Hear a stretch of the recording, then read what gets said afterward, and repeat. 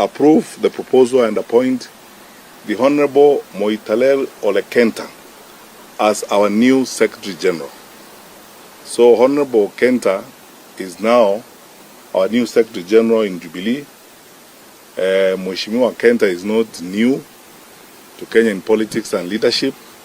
He served as a member of parliament before, a very solid and highly respected lawyer in this country, very solid and respected political player. But the most important thing is to let the Kenyan people know that we as a community and as Kenyans appreciate this appointment, and it's a great honor and privilege to be allowed to serve in such an important and esteemed position. We will take it with pride. We will give it our whole. Na nimemsikia vile amesema, na sio kazi rahisi. Ni kazi mzito, lakini tutaifanya kwa sababu Mwenyezi Mungu atatusaidia. There is a storm in ODM, and that storm, people must come together. There must be an NDC that will ensure that that storm is solved. That party should be handed over with an immediate effect, and you are looking at the party leader as we speak. Yes, we don't need to disrespect anybody, but it is our time. There's nothing wrong with Moses, but it is Joshua's time. Yes. That is it. So it is upon you to decide whether you want the weakest Joshua or the strongest Joshua. Whether you want a Joshua who is Moses' age mate, or older than Moses, or a Joshua who is younger than Moses. And that is what I can tell you. This is politics. We will play it as it comes because we are leaders who've been elected in this country. You saw the polls the other day, spoke very well. The poll stated clearly that Babu Owino should be the party leader at 33%, followed by my father, Honorable Dr. Oburu Odinga at 10%, followed by Gladys Wanga at 7%. And then the others shared 1%. So clearly, the people have spoken. So my submission, Chairman, is let us open this bid to international bidders. And we lose nothing. If Kenya gets an additional 150 billion, I thought the mileage will go to government. They'll build more roads. So, I mean, everyone benefits. Why can't we be patient for 2 months and we get a higher price, Chairman? Thank you very much. And as I submit, we look about the dividend. This is another securitization, as you know, of dividend. I would want to know even from the committee, maybe separately. You know, there's something called MTDS, whether it's actually part of it. We are now securitizing dividend. This dividend was part of our Appropriations Act, the current one. Because part of our revenues, the dividend is part of it. So we have securitized. I may ask many questions even about the current IPO that is ongoing. The proceeds were part of the Appropriations Act. So don't we see a mismatch? We have securitized dividend for the next many years, yet in our long-term and medium-term planning as a country, it is already accounted for as a revenue direct to the consolidated fund. I think Kenyans deserve answers on that. But you will hear some people saying, why are you doing this?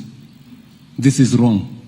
The same people who told us, who agreed with us, let's do it. We're saying we're divesting a portion of Safaricom to raise money.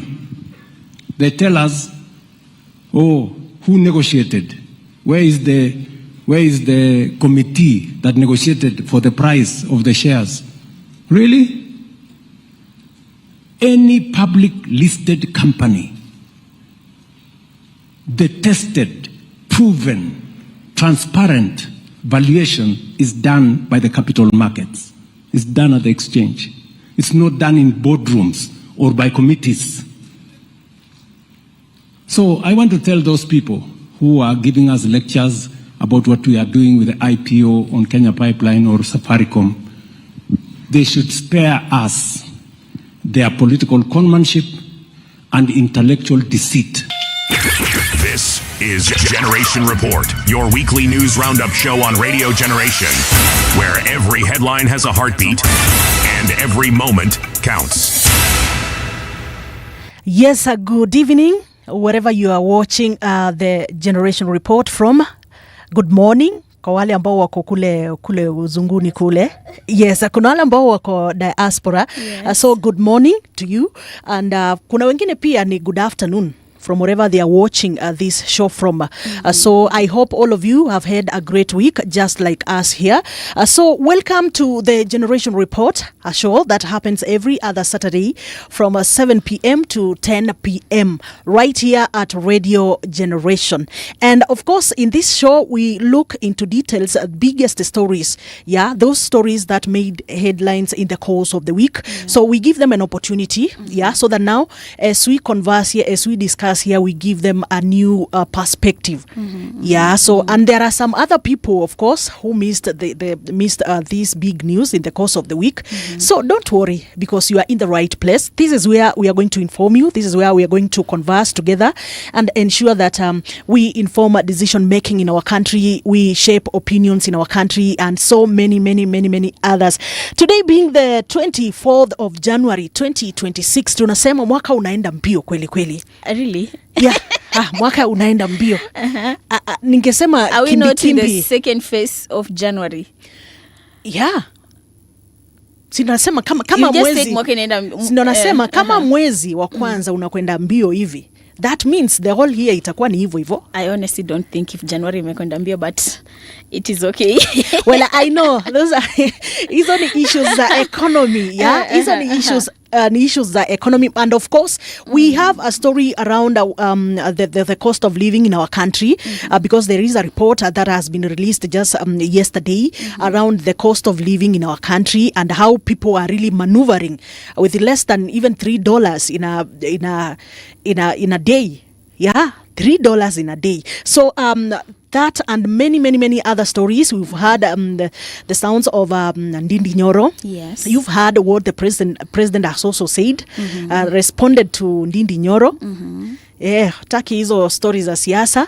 But anyway, so given an opportunity, we are going to look at all these stories. Some of them we are going to do them with Brenda Soki here. Thank you so much. Remember, we introduced the whole news team last weekend, and today I'm privileged to have Brenda Soki to sit with me today in this show. So welcome so much to this show. Remember, if you are tuning in all the way from Mombasa, it is 90.7. That is your frequency. If it is kule Garissa, kule pia tunasema ni 89.5. You are able to tune in and follow this conversation. Kwa wale ambao wanatumia radio ya kawaida. And those of you who are in Nairobi 88.8, you are able to follow the conversations right here. Remember also, from wherever you are, haijalishi hii uko wapi, Radio Gen KE, if you have your data, you are able to follow the conversations right here. That is on our online platform.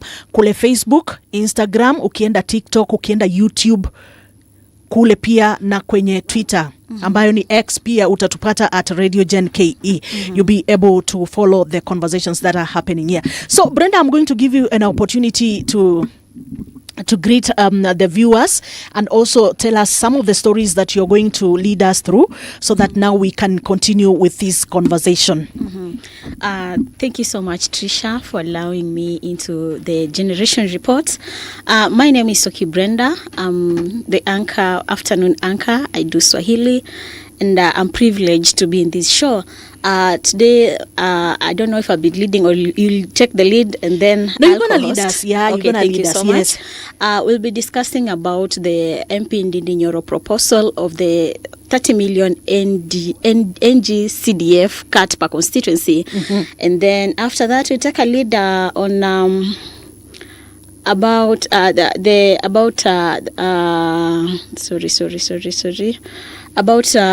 the court found that President William Ruto violated the constitutional rights by appointing the 21 advisors. And maybe if time will allow us, then we'll have to talk, maybe to have a small discussion about the appointment of Canon Dr. Ida Betty Odinga. Yes, thank you. Ida. Thank you. You know, I was just looking at listening to the response of Kenyans around this whole story of Ida Odinga being given that opportunity, and then I'm like, I don't know what is the problem with us Kenyans, because people have already started politicizing that whole exercise. Like, oh, why is she being given that opportunity? Don't we have other Kenyans who can do this work? Don't we have people who are professionals in that area who are able to do that job? So people have already started politicizing the whole story. Trish, one thing that tunafaa kujua ni kwamba whether it was right or wrong, one thing is Kenyans will talk, and being politics lazima kila mtu atakuwa ata have their views. And honestly speaking, I think Dr. Ida deserves what the docket of being the ambassador for UNEP. I honestly think that she deserves. Speaking about the people talking about the resistance, or rather the merging, people saying that maybe ameweza kupatiwa that ambassadorial job so that ODM and UDA will be merged. I honestly don't think if it is true, and if maybe it is true, then it is the right thing, because before Baba left, before Baba passed, alikuwa ameacha ODM in the hands of the government. So I don't think it is something worth to raise the eyebrows about his appointment. I think she duly deserves it. Okay, honestly. Yeah. I just like hapo pali unasema kwamba Baba aliacha ODM kwa mikono ya serikali. Yes. What do you mean? Yeah? Aliacha mkono ODM kwa mkono ya serikali. Talk about the handshake that happened before. The president having the handshake with the late Honorable Raila Odinga. What does it tell you as a journalist? Was it out of the blue waves, amani? It is something that was well planned to happen. Yes. I've just asked a question. Yes. Okay, yeah, I think since I've not gotten that question well, first of all, let me just get you back. Like this is an appointment that has a responsibility attached to it, and like you're saying that Ida is capable of doing that. You know, first of all, she is. Yes, she is. First of all, putting politics aside, there's also another aspect that came out. Kwamba it was just a way of it's like condoling with her for the loss of the husband, who is the former prime minister. Does it mean that it started with the state funeral and now sasa ako ndani ya serikali? Well, first of all, I would say Raila Amolo Odinga, a former prime minister of the country, a leader of the opposition, and someone who has been really fighting for Kenyans, and also a father of democracy, deserved that kind of a burial, that state burial. First of all, he deserved that. The state funeral. Now, yes. So again, also looking at the position that Raila had before his demise, you also realize that it's just a fair, it's just a good act to give Ida a position. Not necessarily a position like this one that she was given. So, are you trying to insinuate that Mama Ida really deserves it, but at the wrong time? Well, by the virtue that she is the wife of the late former prime minister, and the fact that she has been behind the running of ODM, by the way, she has been behind the management of that party, because I tend to believe that Raila Odinga most of the time really consulted with her and also with his brother. So, and again, remember ODM was a party, iko na secretaries, iko na chairperson, iko na all those. Yes. So by saying that ako behind, does it mean that Mama is trying to micromanage the party? No, not really that. But if you ask members of the party, ODM, a majority of them will tell you, Baba would tell you, nenda ona Mama. Nenda ona mama. Okay, that one. Okay, is it a nice say, Aman, is something that you've really experienced? That is true. And again, also looking at the fact that we usually say behind every successful man. That's a say, obviously. No, it's not a say. It's not a say, because if she was not providing a conducive environment for Baba, then of course somehow this. I'm not against that. I'm talking about Mama Ida being the one behind the ODM, the way you've said it. I didn't say that she's the one completely the one, but I know she has really been playing a very crucial role in the management of ODM as a party. Yes, in the management, because if you can have a candid talk with some of these leaders from the party, they will tell you.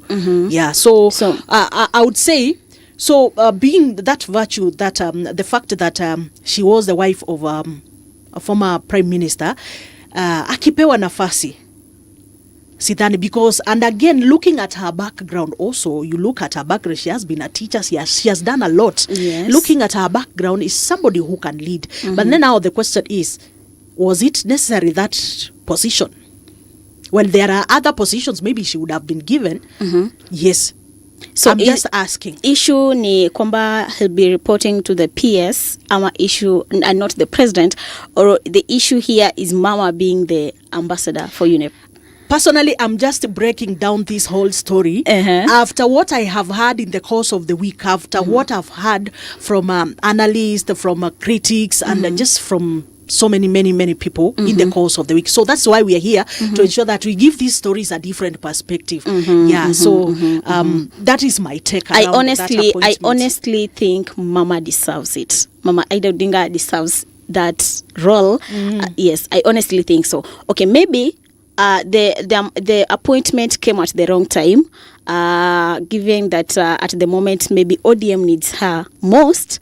Election is just near. So does it mean that by Mama being in government, by the time atakuwa in as an ambassador, it means that she will stop being active in politics? So that means ODM will have to be run by Dr. Oburu and then Winnie and other members that are in ODM. So I don't think if by Mama being an ambassador is going to cause mchanganyiko hapo katikati. I honestly don't think so. Not unless itakuwa tu like an excuse. Okay, I don't know. Let's just wait and see, because of course that was just maybe our listener, our audience, yes. Exactly. Akona magani ya kusema. We are waiting to see what comes out of that, because of course that was a nomination. So let's wait and see. At the same time, Kenyans wako like, Mama si akatae tu, Mama kindly reject. Kenyans are like, Mama should reject. Why should Mama reject? Like, honestly speaking, utapewa kazi alafu unasema because of politics now sitaki. It's not like Mama is going to run for any political seats. So that's why I said this whole story has been politicized. Yeah, because kuna watu pia wanaangalia wanasema now that anapewa kiti, so that now the relationship between UDA ama the government with ODM, now that seeing what is happening right now in that party, so people feel like maybe it is just a token, so that now she's retained. Yes, no, yeah. So that is now the challenge. But let's just wait and see what really happens. Tuone kama daktari atapata hiyo nafasi kabisa na vile atafanyia Mkenya kazi. Aende afanyiwe msasa na bunge, apigwe msasa na bunge.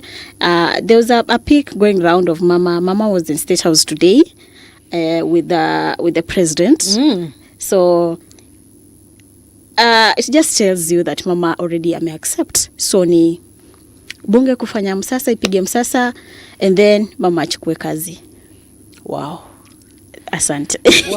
Wow. So there is this other story that you've talked about, the High Court declaring that the creation of the 21 Presidential Advisory was unconstitutional. Yeah? Unconstitutional. So, what is your take on that? By the way, me, I've been asking myself questions, and I had, is it somebody talking about saying that the work that the president does and looking at the people that he's representing or he's working for, we are talking of how many millions? Around 50. I don't know, is it 50 or more than that? So looking at the population in the country and looking at the work that he needs to do, somebody said that the president really needs these advisors. Sure, of course. He needs these advisors. Yes, he does. So now somebody was asking a question, asking, why do we have the CSS? Why do we have the PSS? Why do we have all these people? If at the end of the day, the president will again need that number of advisors. So somebody was asking that. Would you maybe you can explain to them why? Because you are saying that he needs to have. Yes. Okay. Let me start by saying the National Economic Council has been in existence, Triciah, way before, and I don't understand why it's becoming illegal in 2026. It is not like ini kitu yenye imetengenezwa last year or rather in 2026. The Economic Council has been in existence way before. So when the court says that advisors are appointed are outside the law, then it raises serious questions. Who supervises them? Before when the bunge wapigwe msasa and all that, who supervised them? Another question, how are they being paid? And then to whom are they accountable? You've just asked me a question about kwa nini the CS are in existence, the PS and all that, and why should the president need the 24 advisors? Trish, no man is an island. The CS, kama kuna vile CS wa education, CS wa health and blah, blah, blah, blah. With the advisors, they're not going to advise on how the country is maybe going to run in matters of education or that. Izo ziko na PS and then the CS. I believe that advisors, whatever wana kazi yao is different from what the PS and the CS they do. Different from MPs, governors and senators. It is like mimi nikupigeni kwambie I'm having an issue ama we are facing an issue. Vijana wanasema at the moment hakuna employment. Economy imepanda. What should we think should be done? Remember in those 21 advisors kuna constitutional lawyer. Huyo lawyer anafaa mwambie, okay, I believe hivi na hivi ndio tunafaa kufanya. We need to cut costs on fuel, we need to cut costs on cooking oil, on gas and all that. You get.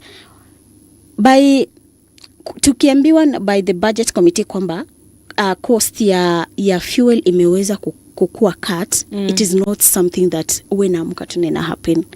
Honestly, no. It is something that it is a process.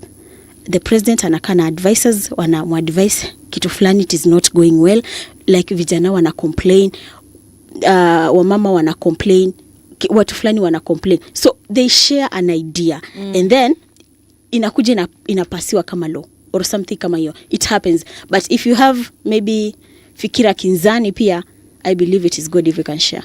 No, you know, my questions kinda deep. And of course, we shall be having some guests in the studio. We have one who is an advocate, and they will be able to help us get a better understanding of these appointments and why they were nullified. Because it is a court in our country that has done the nullification and saying that this is unconstitutional. It is not in our constitution. Whatever the president, Triciah, and I remember during those appointments, I remember very well after election, immediately after election. I remember very well.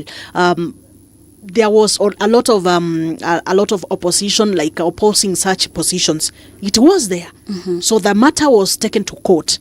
So after being taken to court, after all that period, saizi ndo tumepata matokeo, tumepata uamuzi wa serikali kusema kwamba it is unconstitutional. Sasa mimi swali langu, why is it unconstitutional now? It is not in the constitution then to have that. But is the national economic whatever, it has been there before. It has not happened during the regime of President William Ruto. It has been there before. If at how many advisors did the president have? 16. But I think for now ni numbers ndio zimeweza kuongezeka. Only numbers ndio zimeweza kuongezeka. And then I think that raises a question, is the court trying maybe to to micromanage the president? Because ni ngapi zimepelekwa kotini and then zinakuwa nullified, null and void, nullified, but nullified. It has been happening. If it is unconstitutional, it should be nullified. Why unconstitutional now? That's my question. Why unconstitutional That's now? why I said the president cannot run the country without the advisors. Let's wait for because I remember even the previous administration also, there is some of these times you hear the presidency office did not they just chose to disobey the court or to do things their way. You get so that is why some of these cases once they are taken to court, the outcome is usually obvious. If the executive office decides not to maybe follow the constitution, most of the time the outcome is usually obvious. We know very well that this will be nullified. So now let's wait and see because me, I'm looking at the financial implication of this. I think, Tricia, yes. If the executive still wants the presidential advisors, then it must go back to the law. Either anchor them in existing legal structures or seek parliamentary approval. You get? But saying that it should be nullified at all kuskwena presidential advisors, then I think kidogo itakuwa ngumu kiasi. Personally, I'm looking at the financial implications of this. The money kutoka huo wakati, if this has been unconstitutional, kutoka huo wakati up to date, how much has Kenya as a country, how much tumepoteza sisi kama wa Kenya through those unconstitutional salaries? That is my question. Definitely, because it is looking at an advisor who's being paid just the same as almost the same na kina cabinet secretaries na PSs, looking at 990,000 shillings, that is not little money every month for 21 people. Mpaka when? I honestly think maybe hiyo pati ya salary ndio ipunguzwe, but they should be in existence. Let's say maybe hiyo pesa ikatwe kidogo iwekwe kwa education, iwekwe kwa SHA. You get, now that saizi madaktari pia wana complain, the CBA and all that, ireduciwe, the money to be reduced na iende mali fulani. But honestly, Trisha, we cannot do without those advisors. The president cannot do without those advisors, yes. Or maybe let's say maybe the numbers to be reduced if it's possible. Okay, we have 25 minutes to go, and we have like 2 topics to look at, some of the big stories that made headlines in the course of the week. And I want us to look at this one of education, by the president, education around schools by the presidents. Listen to what the president said around education this week. Tumeambiwa ya kwamba kuna watoto wengi hawajaenda shuleni kwa sababu mzazi hana pesa ya kulipa school fees, mzazi hana pesa ya kulipa uniform. Mimi nataka nitangaze from Meru, na mimi nataka nimweleze every chief, kila mtoto apelekwe shuleni. Kama mtoto ako na uniform ya JSS, hiyo uniform ya JSS anaweza kwenda kutumia kwa secondary school, akingojea mzazi wako apate pesa ya kununua uniform ya secondary school. Mtoto wa Kenya asibaki nyumbani kwa sababu ya uniform. No child, and let me repeat for our education stakeholders, I am directing that no child should remain at home because they do not have school fees. Every child must go to school, kwa sababu tumetuma pesa bilioni 44 kusomesha watoto wetu. Okay, you've heard what the president has said. Number one of this country, amesema kwamba watoto waende shule. Mtoto hawe akona school uniform ya juniors, senior secondary school, hawe amelipa school fees or not. And the president said that the government has already disbursed an amount there to schools. So akasema walimu wakubali wanafunzi waende shule. What do you take out of this directive? It's a good idea. Yes. it is a good idea because kila mtoto, kila mwanafunzi ako na constitutional rights ya kuwa kwa shule. Ako na constitutional right ya kuwa admitted in a school. That is a right as a child. So I think by the president kusema kwamba kila mwanafunzi ambaye hana uniform, hana school fees and all that anafaa kwenda kwa shule, it is a good idea. But now the question should be, who will, for schools like the C4, C3, some schools hazina a lot of TSC teachers, iko na BOM teachers. And mostly we get those 5,000 that are being paid per term, or maybe 3,000 or so. Hizo ndio pesa zinatumika to pay the BOM teachers. So will the government be paying the BOM teachers now that hawa watoto hawatakuwa wanalipa school fees, or what should be the directive? Ama ni ile mzazi anaenda alafu anajidedicate kwamba nimepeleka mtoto but at a certain day nitakuwa nalipa pesa. What if ifike hiyo siku na dedication zikose kuwa met? What will happen?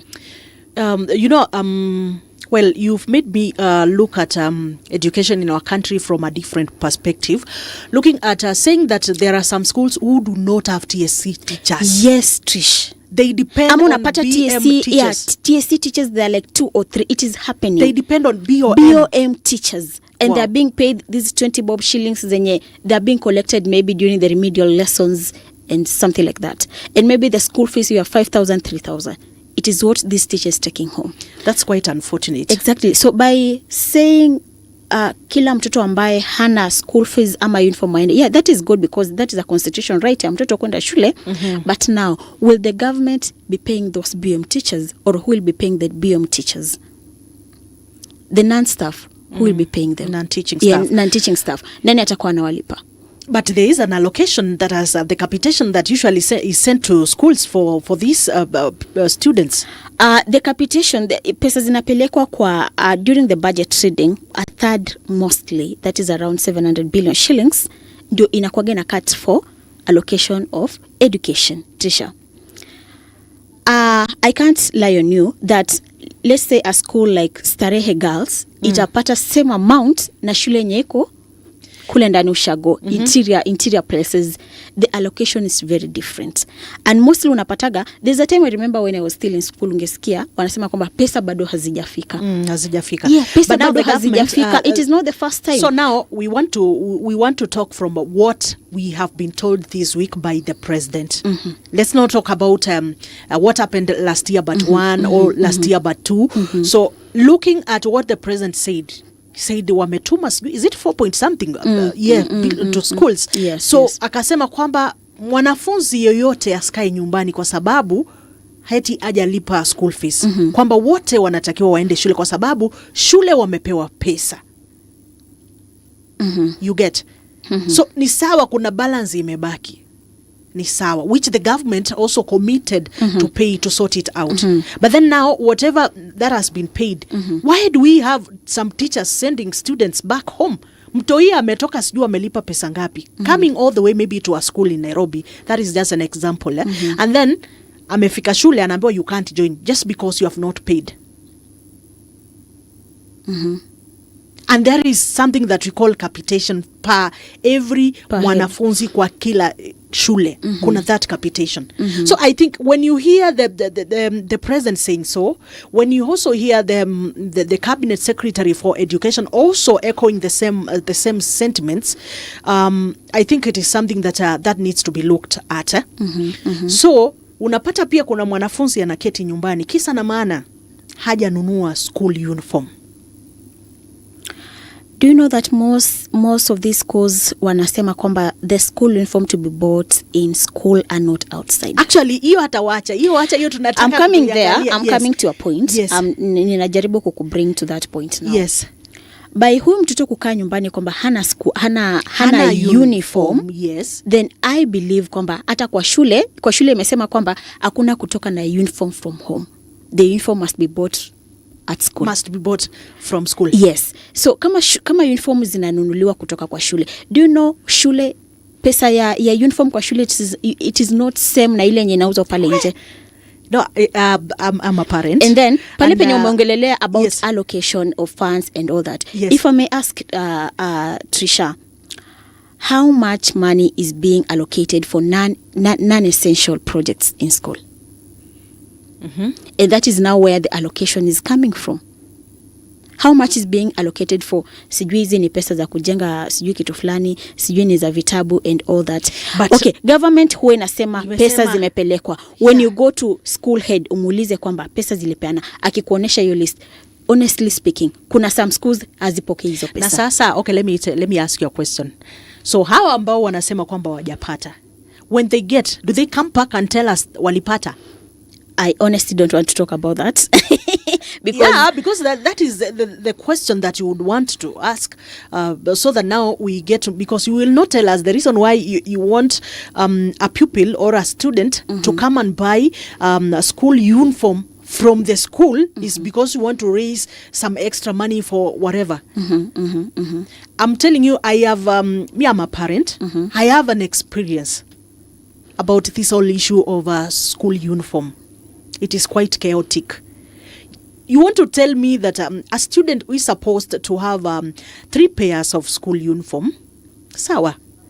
Now, 1 pair, ukianzia everything that is required, ukipiga hesabu, ile pesa inakuja more than 35,000. And actually, I even had the president quoting 38. So I saw somewhere mtu amefanyiwa quotation. You're just 1 pair of everything that is required in that school, totaling to 35,000, exempt. Exclusive of VAT. Ukiongeza VAT karibu inafika huko 40. So you want to tell me kama mzazi anaenda kununua uniform ya 40,000, just 1 pair, na mtoto anatakiwa 3 pairs. Huyu mzazi anatakiwa angalie akuwe na pesa ngapi mwanafunzi aweze kujoin school. That figure you've quoted I find is extremely unrealistic. Let's be realistic. A pair of uniform goes for 2,500. If at all imeenda sana, si ndio? Mtoto, let's say it is in a C4 school, that is a day school. Do you want me to show you the quotation? I'm talking of from which school? Which school? No, we are not mentioning schools, but that is a C1 probably. That's a C1 school. Yes, that's a C1 school. We are talking about mtoto mwenye ameitwa C4 school. Sindo? Not all schools zitapelekwa na that amount. Yes, maybe the amount, the whatever figured, but is it realistic, you as a parent, for a uniform 2 pairs or a pair or 2 pairs of uniform to cost 45,000 shillings? So that is why I'm saying there are shops, there are schools who are being directed to go to specific shops to get the uniform from there, and the uniform is costing that much, which I have told you. I have somebody send me a quotation. I have the quotation with me. I don't want to mention the name of a school. Yes. And that is happening. So these are, okay, assuming now in a normal, we are talking about 20,000 per 1 pair of a school uniform.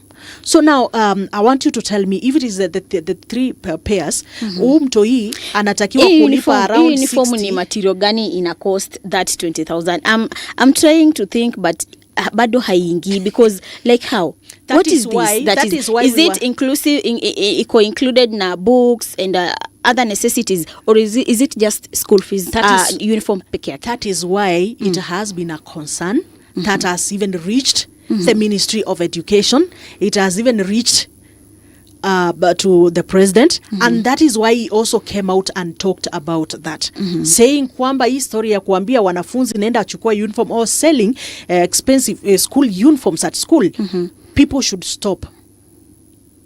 And actually, I agree. Yes, I agree. If you experience such, go and report. And quoting that amount, it is really unrealistic. Like, no, a pair of uniform cannot cost more than 10,000. It maybe is costing 15,000. That is why there are questions in there. Now back to allocation.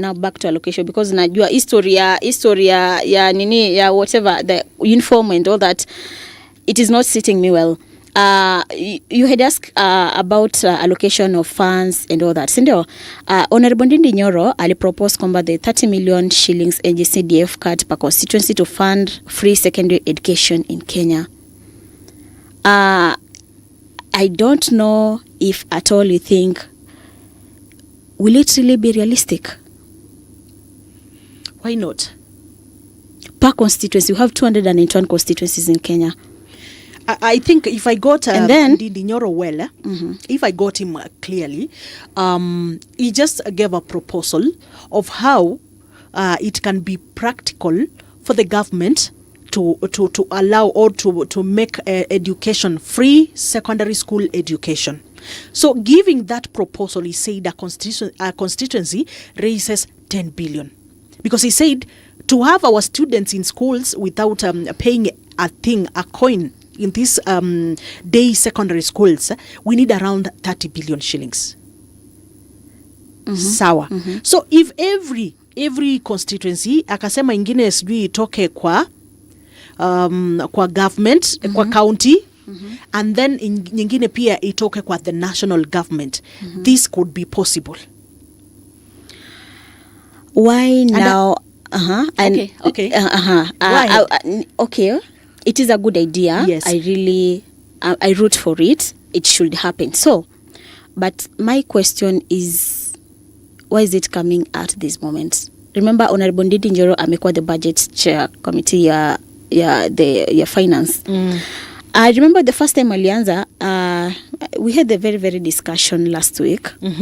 And then the question was raised, and then Honorable Millie Odhiambo alisema nini? Hiyo pesa inapeanwa, it is because Honorable Ndindi Nyoro amekuwa nini? Amekuwa the chair of the budget committee allocation. So according to Honorable Millie and according to me pia na feel kwamba okay, it is okay, yes, but the 500 quoted amount tutakuwa tunadanganyana because it will not happen. Not in Kenya. Now let's not mix this. This proposal was for the national government, if we are able to do it. But now the 500 shillings is something that per head.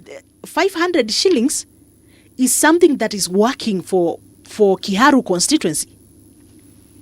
This is something that is working in Kiharu constituency.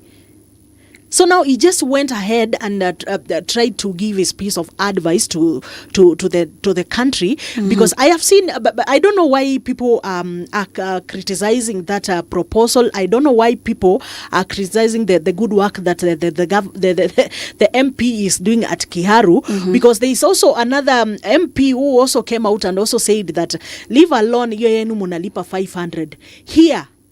Watakuwa wanasoma for free. And does it mean possible? Does it mean that easy constituencies zenye the MPs bado hawaja kuja na hiyo program ya kulipia hawa watoto wengine pesa, ama kila student atakuwa analipa 500? Does it mean our MPs wengine are not doing the right thing with the education fund? So now ama hizo pesa za bursaries? That is now where the question is. That is now where why we are asking why this noise. Or is it that Ndindi Nyoro Kiharu constituency ina receive pesa mingi when you compare with other constituencies? One thing I would want to say, and as also a student of finance. I know Ndindi Nyoro is somebody who has also done economics and also finance and such things. So it will be quite different from maybe another MP who has also not gone through that kind of the way he's looking at things financially. Initially, now that ameanza saizi. No, let me ask you, the way he has been, by the way, whatever Ndindi has been doing, si huu mwaka peke yake.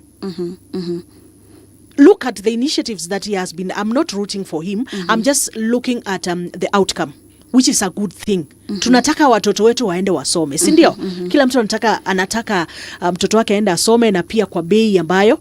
So my question has been to the critics, if Ndindi Nyoro has done it, why not in that other? Okay, try to also do something. Hata kama si hiyo 500 shillings. How many public schools are in Kiharu constituency? Well, me personally, I don't want to look at the number of.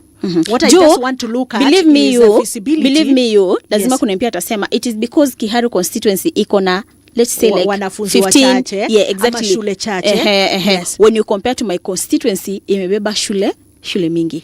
So let me ask you then, the issue of capitation, does it go according to constituency or is it allocated per head? According to constituency, not per head. Capitation ya shule? Yes, I think constituency. No. Capitation ya shule inaenda na shule na the population in that school. Oh, it's sorry. Not about, yes, it's not about it's not about whatever. The well, we can argue that but pesa inapeanwa per school ama inapeanwa per constituency.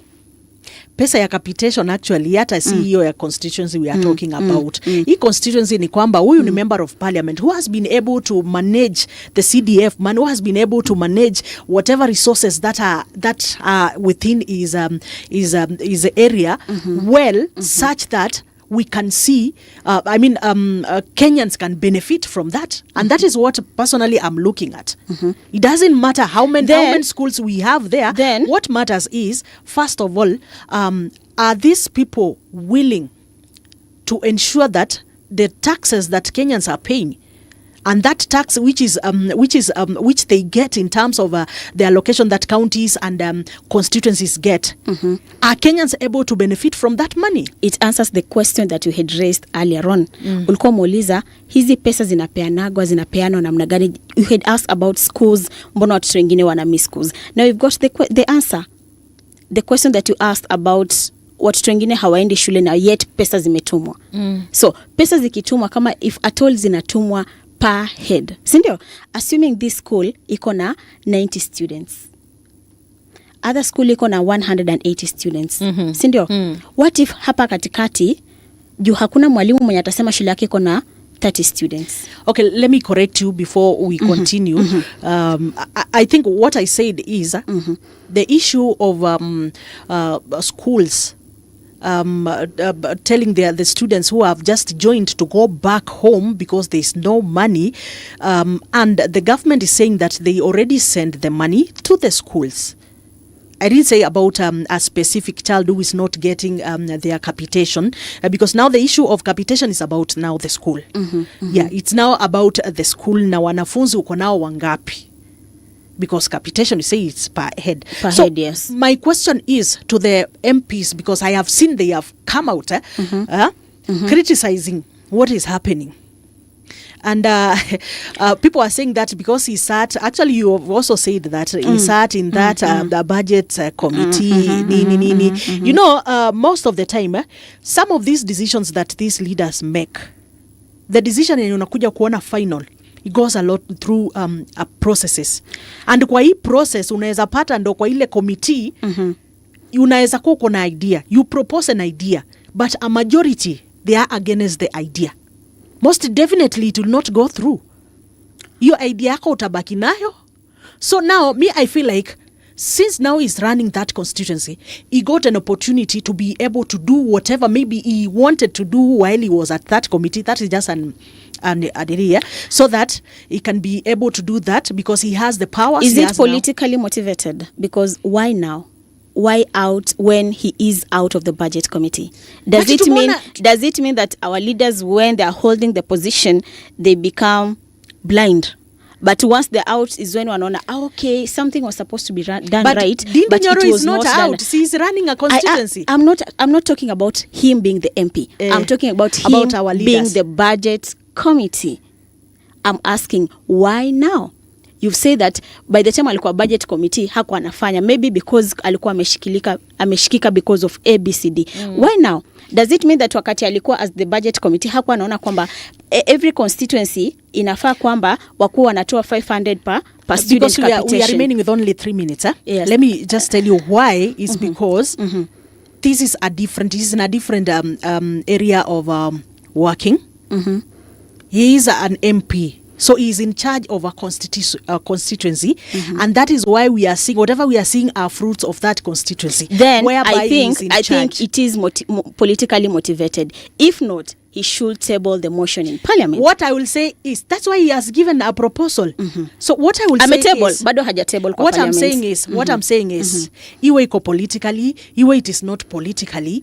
The point is that it is something that is doable, and our children are benefiting. We as Kenyans are seeing where our taxes are going. I'm not against that. I'm just trying to bring the political side. Wewe uko kwa hii side ingine. I'm trying to bring you to the political side.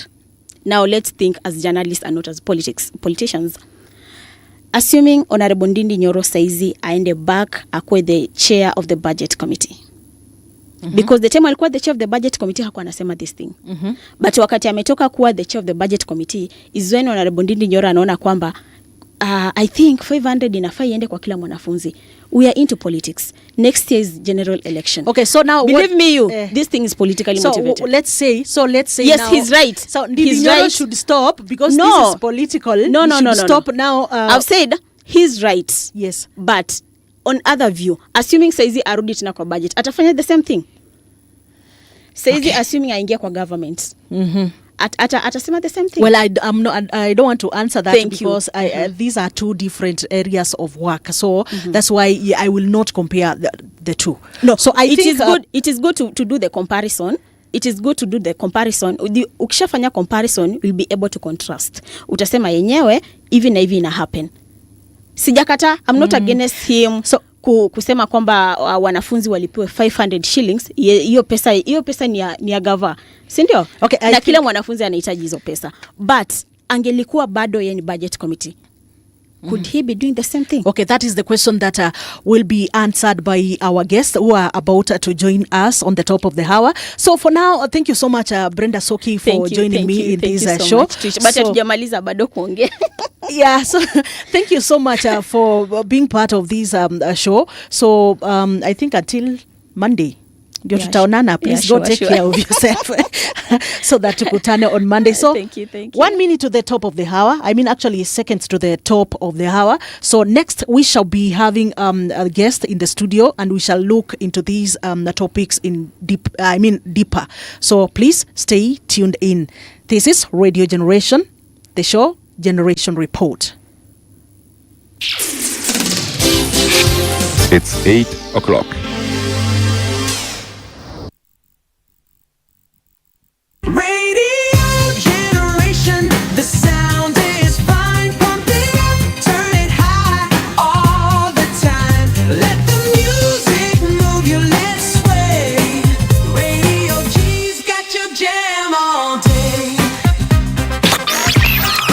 Radio Generation, the home of urban soul. Tumeambiwa ya kwamba kuna watoto wengi hawajaenda shuleni kwa sababu mzazi hana pesa ya kulipa school fees, mzazi hana pesa ya kulipa uniform. Mimi nataka nitangaze from Meru, na mimi nataka nimweleze every chief, kila mtoto apelekwe shuleni. Kama mtoto ako na uniform ya JSS, hiyo uniform ya JSS anaweza kwenda kutumia kwa secondary school, akingojea mzazi wako apate pesa ya kununua uniform ya secondary school. Mtoto wa Kenya asibaki nyumbani kwa sababu ya uniform.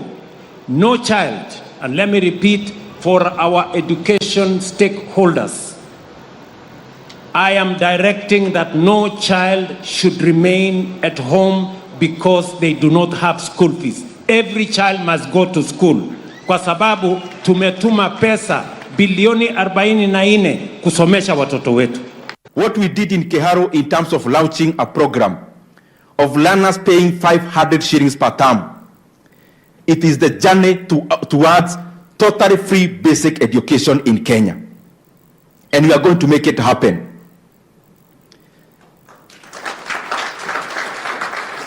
And we want to start with day secondary schools. And I'm not throwing this to anyone to do it. I will also be part of doing it. And I'm requesting a very simple formula. Instead of me doing this program in Keharo and another one doing it in their constituency, and the discrepancies between this and the other one in terms of constituencies, my proposal is simple. And we'll do it, and I can assure you, I'll be the champion of this until it is done. CDF at Nairobi level, even before it comes to Keharo, every constituency must be cut 30 million Kenya shillings, which will amount to 10 billion Kenya shillings nationally. We put that money into a kitty we are going to call Day Secondary School Kitty. The governors in the equitable share to also contribute 10 billion Kenya shillings. Even before it reaches, the Treasury should deduct the 10 billion. The national government, and especially the Ministry of Education, to also rearrange their budget and raise an extra 10 billion Kenya shillings. We put that money into a kitty of day school. Kenya requires only 30 billion shillings to make day secondary school education free and totally free, including lunch. And Kenya must start that journey today, not tomorrow. We must never use basic education ever again as a tool anywhere in the election period. The day secondary school and basic education must be made free. And by the way, my goal is for us to have free basic education from term 2 of 2026.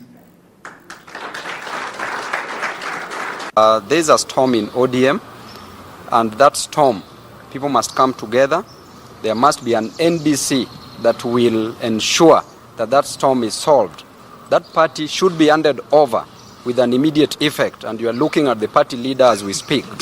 Yes, we don't need to disrespect anybody, but it is our time. There's nothing wrong with Moses, but it is Joshua's time. Yes. That is it. So it is upon you to decide whether you want the weakest Joshua or the strongest Joshua. Whether you want a Joshua who is Moses' age mate, or older than Moses, or a Joshua who is younger than Moses. And that is what I can tell you.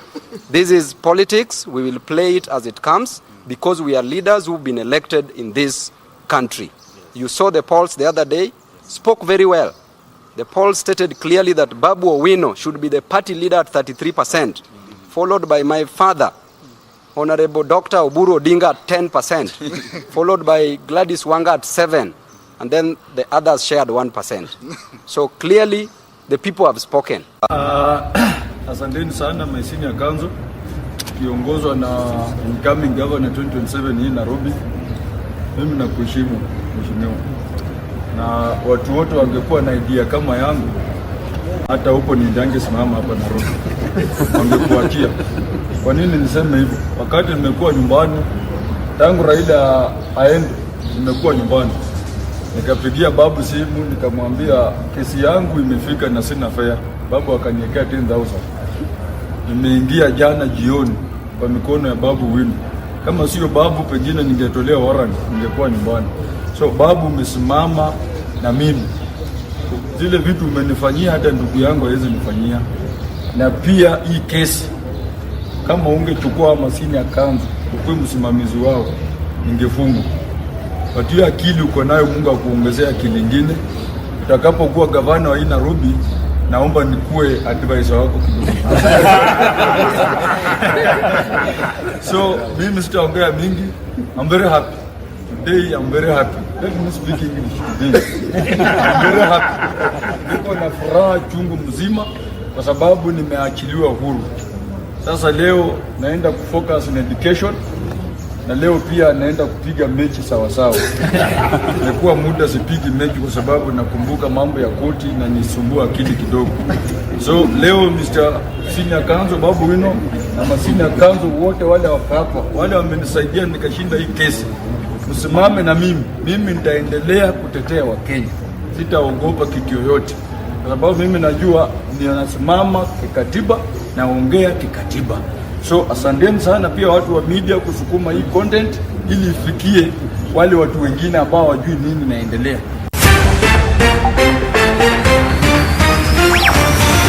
This week, power was tested in the corridors of leadership, economies shook under pressure, and the voices of ordinary citizens demanded to be heard. From breaking decisions in high office to protests in the streets, from moments of triumph to tragedies that stopped us in our tracks, these are the headlines that shaped our week. And beyond the noise, we search for what really matters, the connections, the context, the stories behind the stories. Introducing Triciah, and this is your weekly news roundup on Radio Generation, where every headline has a heartbeat and every moment counts.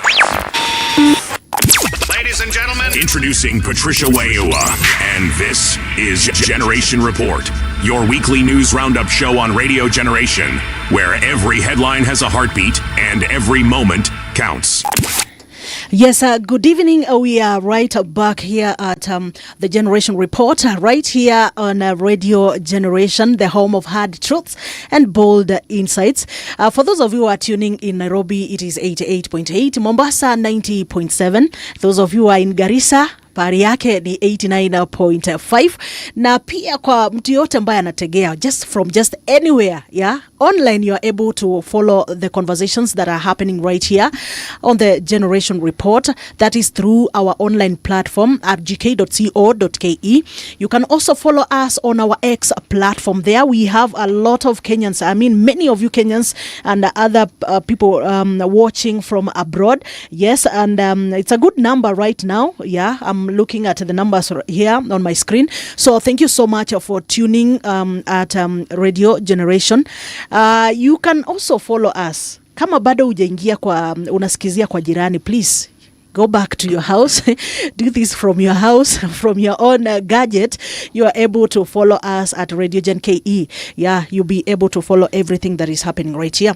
On this second section of this Generation Report, I already have some guests in the studio. And each and every one of them is a specialist in a specific area.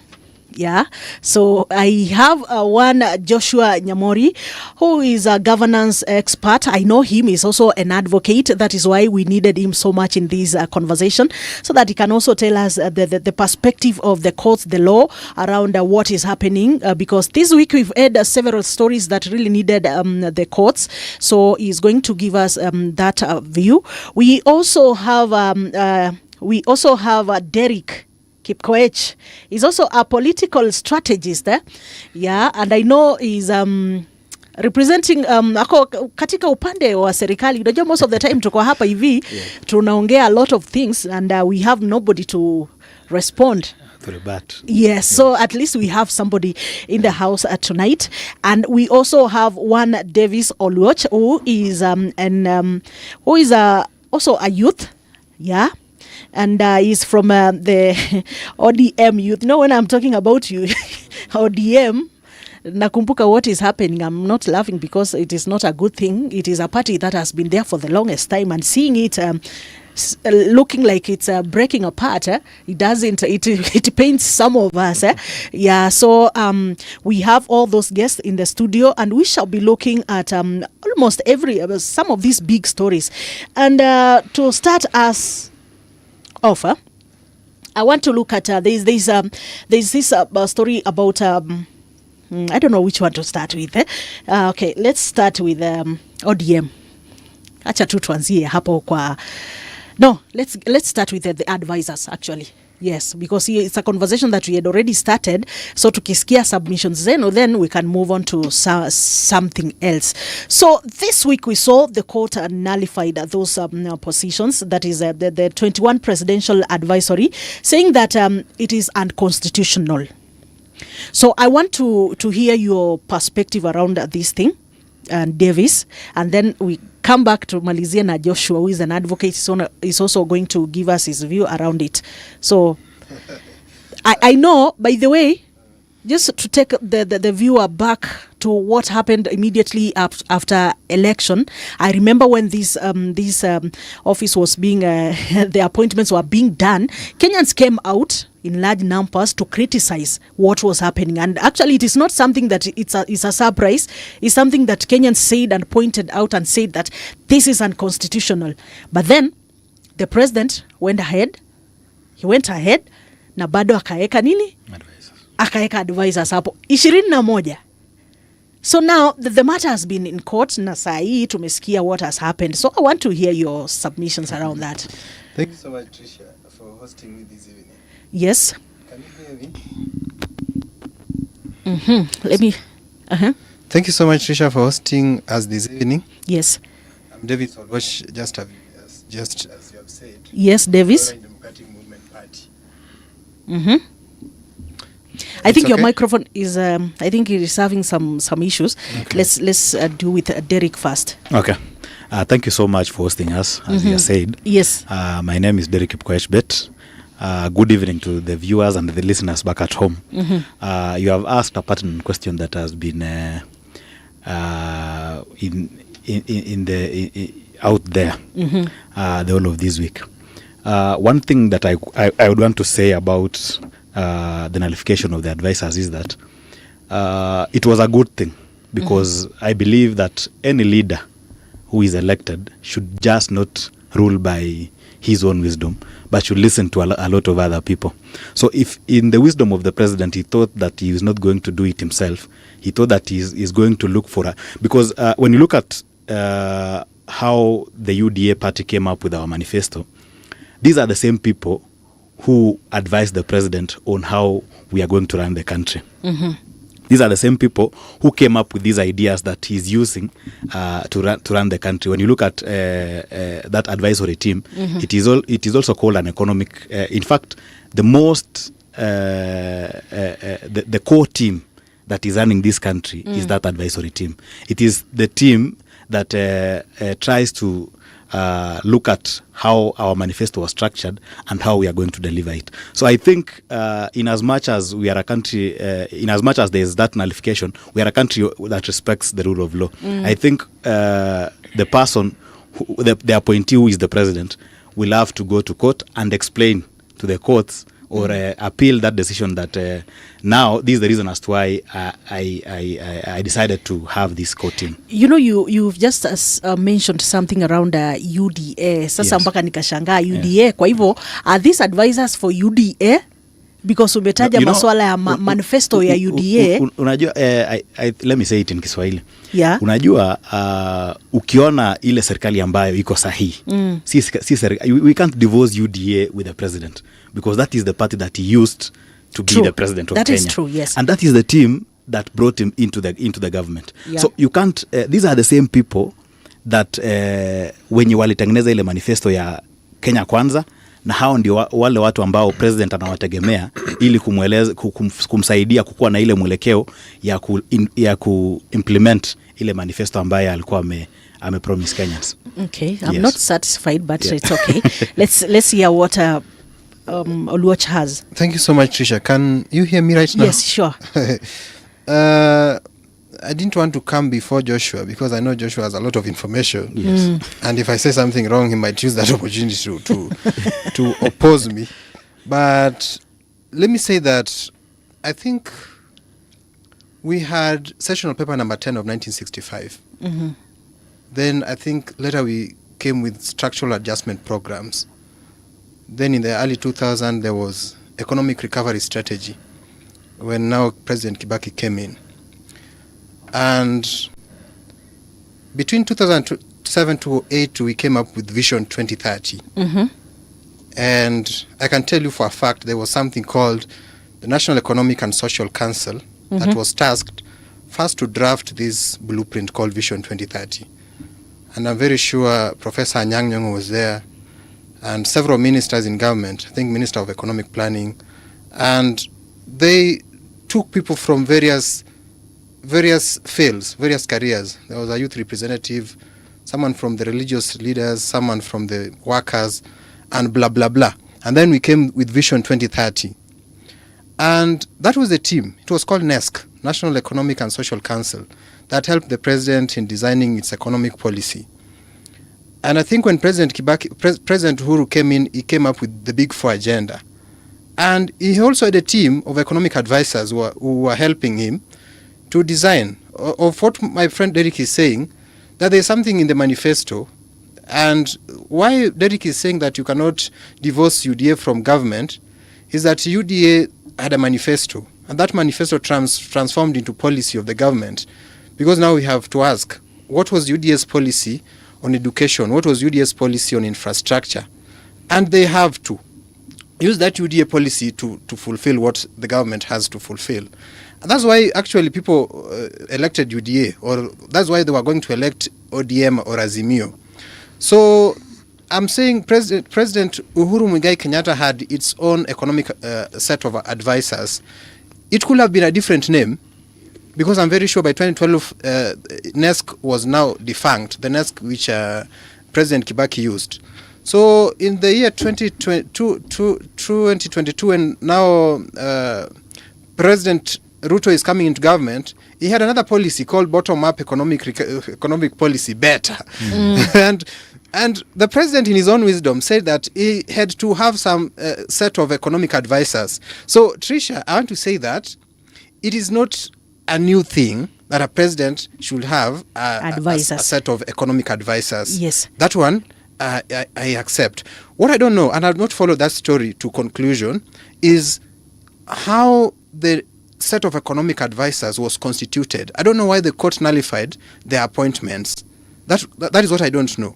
Is it how the set of economic advisors was constituted, or the person who appealed, did he see there was a repetition of jobs, that there was another committee that should be doing that job, but now this set of that there was no clarity on the job issues, and now the taxpayers were going to double pay the set of economic advisors? I don't know.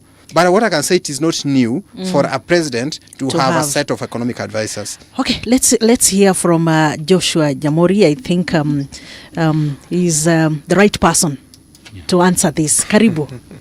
Thank you, Patricia. I'm happy to join my two colleagues on the panel to discuss these important issues. And one, I think this is an important judgment that came from court. One of the outcomes of the judgment, you see, the media cherry picks what to report. Okay? But it is important to read. Report what is important. It is important to read the entire judgment wholesomely so as to understand what it's talking about.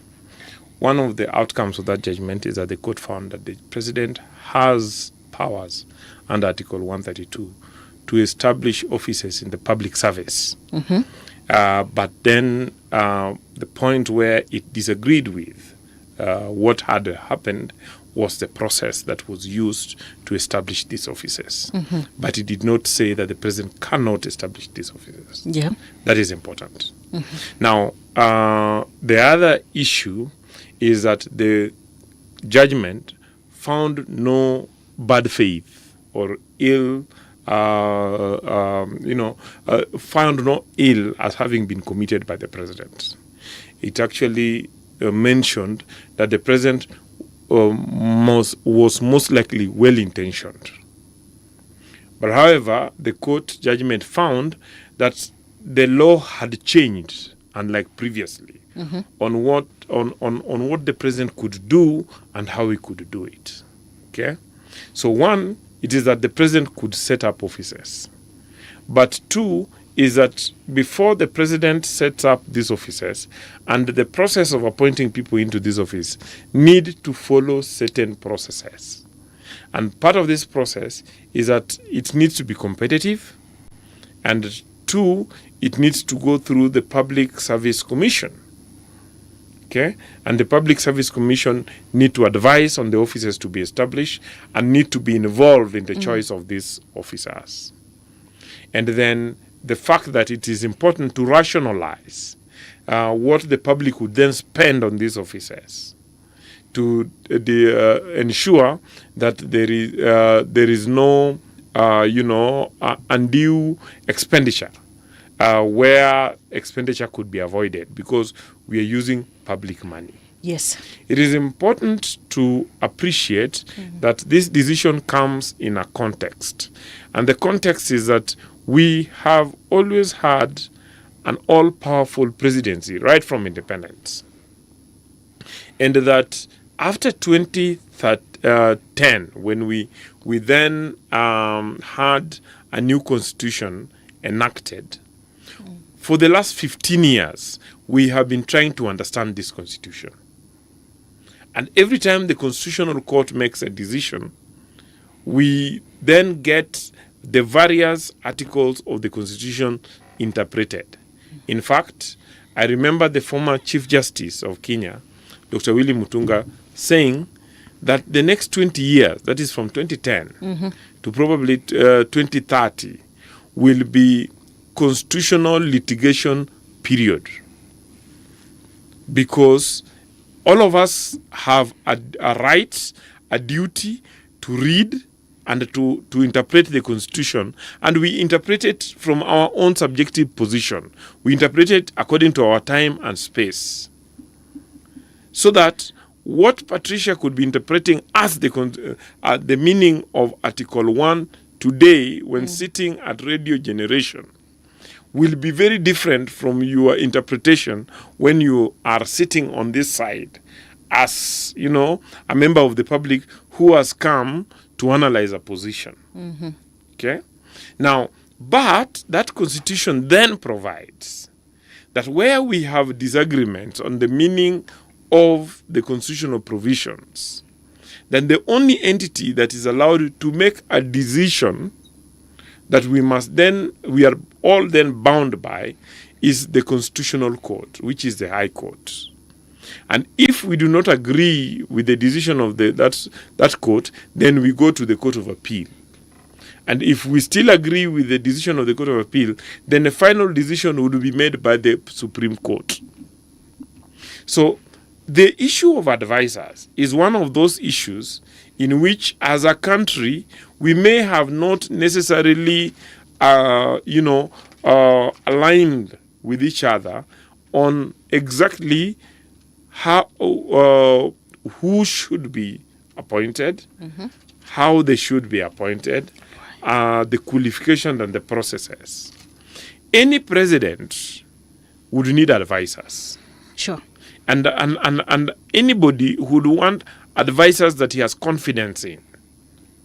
So hence I agree with him that a president once elected would pick as those who helped him craft his economic and political agenda, his ideological position, that was then synchronized in a manifesto to be his advisors to enable him deliver on that mandate, because they are the people who understand the objectives they had and the roadmap they needed to follow. And so there was nothing wrong with the president appointing the team he appointed. And then we had the Gen Z protests. Yeah. And we almost got to a point of a precipice when the country could have tipped the other side. It became politically necessary and we had very good economic reasons to then expand the government to be able to ensure that we bring in inclusivity. And when ensuring inclusivity, it is important that even those who generate conceptualize ideas are as inclusive, so that the ideas that are then implemented by the government are ideas that are inclusive and agreed on. Hence, it was understandable that the president was then compelled to expand his advisory team to include the ODM nominated team. Okay. So my point as I finish is that the expansion was necessary. And so the people who question the amount of money that is being spent on these advisors should be that, have the advisors made impact? Again, I agree with him that the president came and found an economy that was collapsing. 3 years down the road, he stabilized the shekling. We ensured that the fuel availability was stabilized, and that even the prices were stabilized. He ensured that agriculture was revived and that we are more secure in terms of food, and the food prices have come down. He has ensured that infrastructure, despite the constraints on borrowing, we have infrastructure work going on around the country, and that they have come up with innovative ideas that previous regimes did not have, that are not as expensive as what the previous regimes would use to finance public projects. Okay. So what am I saying? Yeah. That this was necessary, and I'm also saying that the president has made no mistake, has committed no offense. The judgment did not find him guilty of anything. The judgment just said that the process was faulty, and what all that the president needs to do is to consult with the public service, realign the process, and probably reappoint the same people, or if he needs to improve the same team, then appoint another team, so long as they meet the criteria. Okay. Now, the question is, now that these appointments were done and unconstitutional, so there is the cost implication of this. We have people who have been receiving salaries and benefits and all that. So will the court now also look into that financial implication? The law only punishes you, and courts would only punish you if what you did was unlawful, you knew that it was unlawful, and you did it with malice. In this particular case, the court, the people who were appointed did not commit any offense, and they have served the country in very good faith, and the results of what they have done can be seen in terms of progress. Okay, thank you. The appointing authority also did it in good faith, and there is nothing wrong with it that the president did. So I do not see where the issue of refund or public funds come from. Okay. So now I also was asking myself, because I saw during President Uhuru's regime, he had around, is it 20? And some of them were still serving in the cabinet secretary. So in the spirit of good faith, I was like, the president also needed to maybe consider such things. I don't know, what is your view on that? My view is that because I've done a lot of research on what Kibaki did in constitution. Because I've done a lot of research on what President Kibaki did with NESC. NESC was the National Economic and Social Council. He had, I think, a team of 35, actually. That is Kibaki. Yes. Yeah. But most of them were ministers. I think the Minister of Economic Planning was there. There was a ministers of education, health, and then they had people from different careers, a representation from the youth caucus, representation of workers, teachers, and all this. So it was not like it is a full-time job. It was a part-time job. They were just like a think tank for the president. So I think it's true that it can happen that we have different people who are already on the job, ministers, permanent secretaries, and just representation from everywhere. Okay, thank you. I think that is fair enough to the viewers and the listeners around the all. But then there is something that we need to, with tremendous respect to my brother, that we may need to correct. I think Kibaki is overrated, and then we give him credit even where he does not deserve. Kibaki, between 2007 and 2013, had the largest cabinet ever in this country. 44. A cabinet of 44. Had PSS over 100.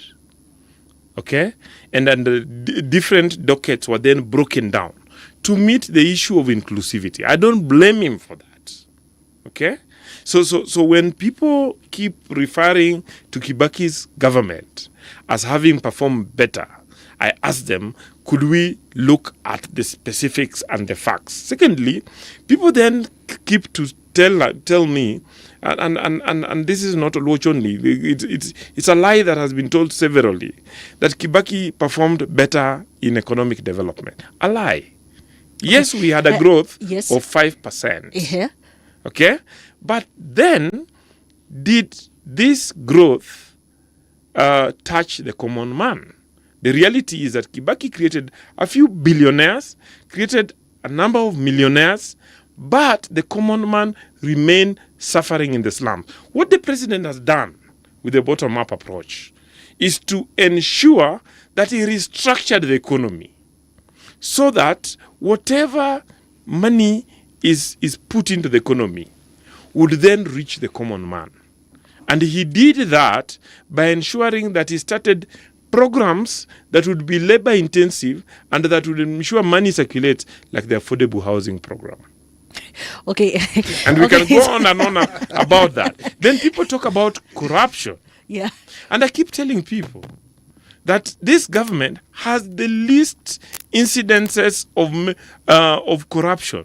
And there is no mega corruption that has been identified tested and found to have been real corruption. So, rather, in the Kibaki government, I can talk about Anglo Leasing and several others. So, in can I Uhuru cut you government, I short? can talk about NYS and others. Yes, can I cut you short? Please do. Because most of the time, for us to get these cases that that can be proven, most of the time unapata zinapatikana after the government is done. No. Most of the Look time. at the Kibaki government. The NYS scandal was found in Uhuru's rule a few months after it started. The COVID corruption was discovered immediately after COVID. The KEMSA scandal came up immediately after that. What am I trying to tell you? And it's not just it is not just the incidences. It's not just about the incidences of corruption. This government has done something that previous governments refused or failed to do. What is that? Building systems. When the president came up and said that till itakuwa ni moja, pay bill itakuwa ni moja, people thought that he was, he just wanted to collect money probably for his control. What then happened?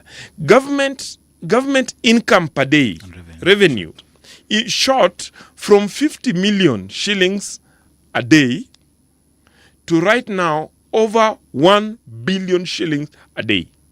Those other, the 950 million shillings were disappearing into people's pocket. That is building of systems to ensure that we reduce corruption.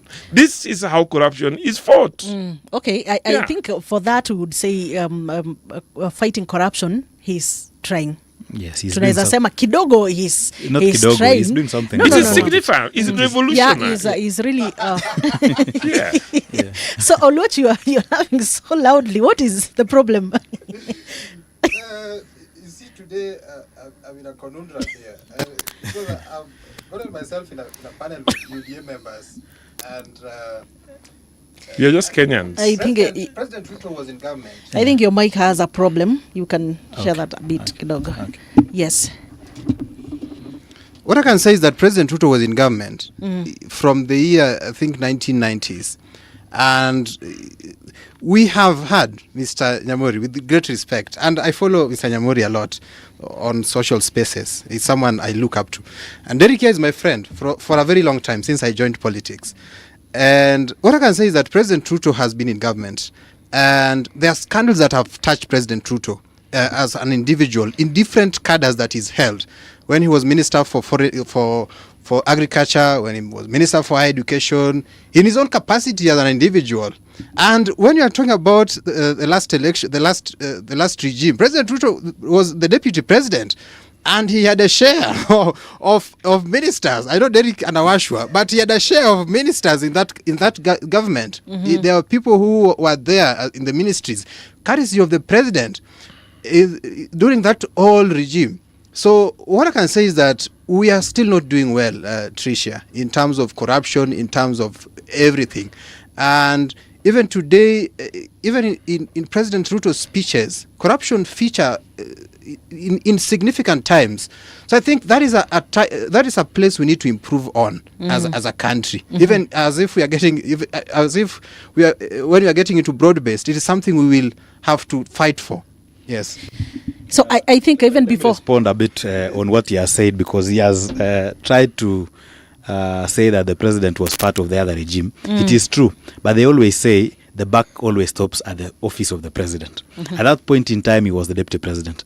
And when you look at all those scandals that happened during that time, it was touching directly on the office of the president. The people who executed that NYS scandal were appointees of the then president. So when you talk about the scandals that that happened when he was the minister, maybe let's say when he was the Minister of Agriculture, all these things went to court.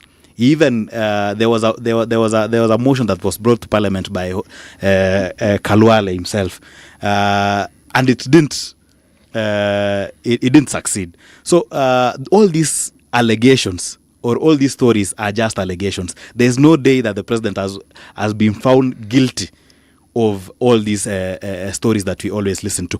And we don't expect him to speak or to have him talk about corruption in speeches, but we want to see him do things like he has done in bringing that system that was brought in the system that is being used by the people to pay, the e-citizen platform that my brother was talking about. So those are the steps that we want to see a president or any other leader doing, not to listen to him on what he's saying about corruption, but we want to see what he's doing about corruption.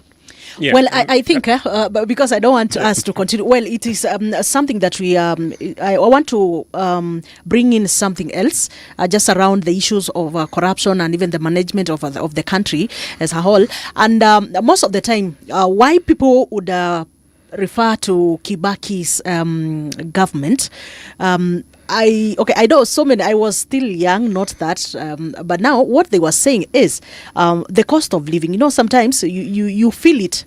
You know, when the economy of the country is doing quite well, you will feel it as mwananchi ule wa kawaida. So I want to combine this with a report from the Institute of Public Finance, which is showing that nearly half of the Kenyan population, as we speak right now, they are living below the poverty line, with over 23 million Kenyans not being able to spend over 387 shillings. That is merely an equivalent of $3 US a day. Most of them, 23 million Kenyans, not able to live, not able to spend over 387 shillings. So when the Kenyans are raising issues about the economy, about some of these things, because the things that bring us to these levels and we feel that the country is doing quite well is that money is in the pockets of a few Kenyans. Yeah, in as much as we are saying the economy is doing quite well, money is in the pockets of a few Kenyans, while we have the rest of the Kenyans, like you have seen a report here that is saying that many Kenyans are not even able to spend more than 387. So I want you to give me a submission, because I remember time ya Kibaki mkate ilikuwa pesa ngapi Oluoch? I can't even remember, but I don't think it was this worse. Mm-hmm. Yeah, let me... could I come in? And I, okay, yeah. Yeah. Again, you know, Kenyans like banding, or some Kenyans like banding around, you know, claims without interrogating them. Okay? So when we say that more than half of Kenyans are living below the poverty line. The poverty line, true. Yes. Mm-hmm. But did it start with President William Ruto?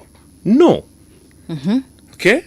This has been a trend in this country for a very long time. And when you see, I'm not only a lawyer, I'm also a student of development economics. Okay? And in looking at development economics, inequality is critical. When we look at growth, we must look at who is growing. Who is feeling this growth? And that's why I'm telling you that if you need to look at a report that was done by the Society for International Development during Kibaki time, yeah, that was called Pulling Apart, Exploring Kenya's Inequality, and what then that report you know, indicated that the growth that was being generated under Kibaki's time was not only being directed to a small category in the upper class, but also being deliberately directed towards one region at the expense of the rest of the country. And this can be demonstrated by drive along Thika Road, get into Kiambu, through Muranga, all the way to Nyeri.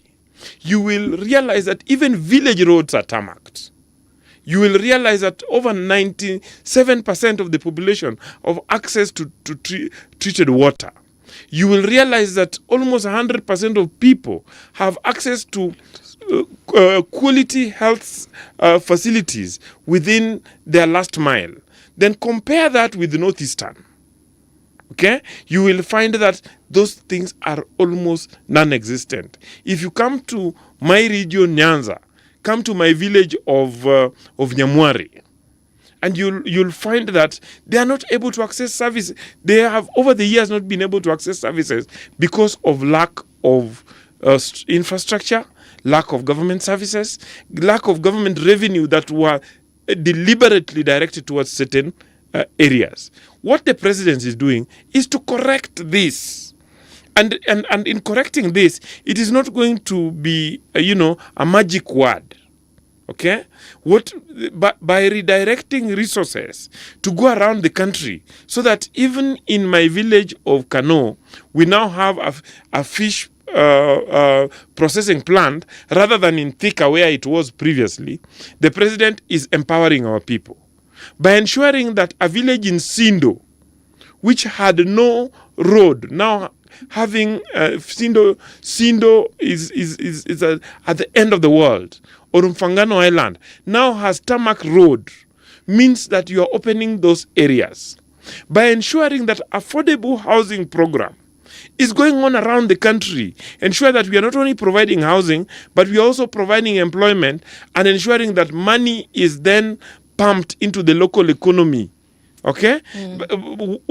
So what I'm trying to tell you is that we might not have seen a revolutionary change in our pockets, but we are able to see the trajectory that if what the president is doing is sustained, then the economy will be restructured, there will be more money in our pockets, and that inflation he has controlled it, he can bring it even lower, and that Kenyans will definitely get to Singapore. Wow. Yes. Let me say this. He has put it so well. And I don't want to dilute it, but let me try and put it in a language that everyone of us will understand. You have said so well that the current population, or 23 million of Kenyans, they can't afford more than 387 shillings per day. It is true, but then, as he has said, it didn't start with the president or President William Ruto. It started. It has been there. It has been that way since independence. So the question that we must ask ourselves is that, what is he doing about it? When you look at the structure of Better, it advances, or it is built on empowering the ule mtu wa huko chini. So what happens is that the current programs that are being run by government, the likes of affordable housing, the current the subsidizing of production by the president to improve the earnings of the farmer, the current new education funding model. These are programs that are geared towards helping those people at the bottom to earn a living. When you look at the people, the number of people that are employed in this affordable housing, in this the current even Talanta Hela Stadium, all these guys are getting something that they are taking home every day. When you look at the program that the president has, the one that has been so much debated about, the affordable housing program, this affordable housing program is a long-term project. When you look at our country, it is 75% semi-arid, and the arid part, the 25% that is arid, we have built houses. When you look at Kiambu, almost the whole region, the place that we should be doing farming, already tushajenga manyumba. So what the president is doing is encouraging people to move out of the rural areas, so that we go back to what was the backbone of the country. You know, when we were growing up, people used to say that agriculture is the backbone of our country. That is what we used to do. But today, when you go to our villages, we have done land subdivision to an extent that we no longer have places to farm. And this has contributed largely to the reasons as to why we don't have anything in our pockets. And that's the reason as to why the president is saying, what I'm looking at or what I'm doing is not what will be realized now, but it is something that will help our people in the future. And that's when you all these programs that he's doing is geared to making sure that ule mtu wa huko chini anapata kitu ya kuweka kwa mfuko. So now the president is planning to bring everyone to, because you said from the Shags to Nairobi. No, I mean to the that is the end game. You know, I know he hasn't said it so well, but there's a time that I heard him speak about it. He was saying that when you look at our farms, I come from Kericho. The place that I come from is a constituency called Belgut. If you go to Belgut constituency right now, the kind of farms that people have, or the spaces that people have to farm, is you will find that, like for instance, myself, I don't have more than 3.5 points to use for farming. If I'm going to subdivide that land for my other kids or my other siblings, then we'll find ourselves having houses on land that should have been used to be productive or to use in farming. So that is the long term. So the end game Yes. is that everybody will be moving to these affordable houses in towns, so that now we can use those farms for farming. Yes, that the is lands being for farming. That is what the president you're is envisaging. Singapore, eh? Yes, up on the Singapore president okay. announcement. And just to support, if you allow me, Yes. what he's saying is that it is a reality that the trend of migration in the country, just like in any other developing country, is from rural to urban. So the net movement is not from urban to rural. So it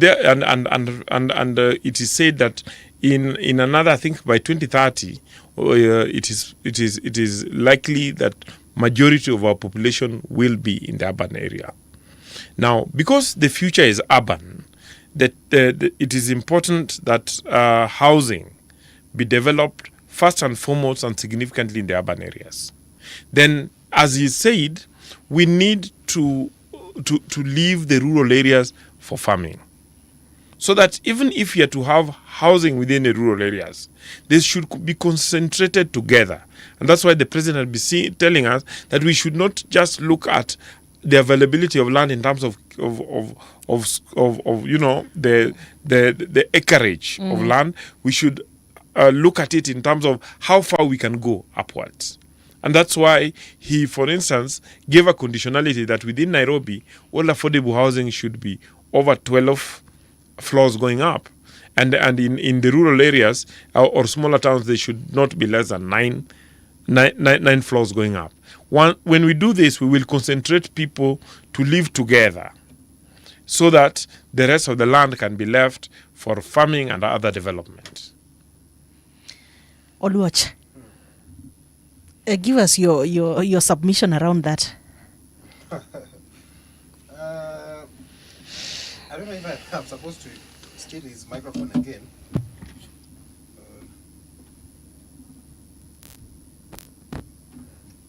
Okay.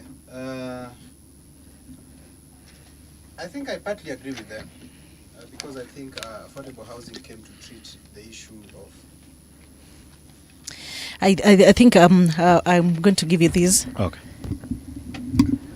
Thank you. I think I partly agree with them because affordable housing first I think came to treat the issue of the shanty towns, the slums that we have in the cities, because recently had a walk here in Kamkunji constituency. There are very many slums there. Kiambiu, you go to Kibra, people live in such an undignified way. And I think affordable housing was even in the manifesto of Azimio and has been in the manifesto of Raila Odinga since 2007. So, of course, I agree. And, of course, we see affordable houses. I see them everywhere, Triciah. That one I can't lie. Of course, what we opposed a little bit was the way people paid for those houses. Because we feel some people pay for rent currently. Then in their salaries, they are deducted.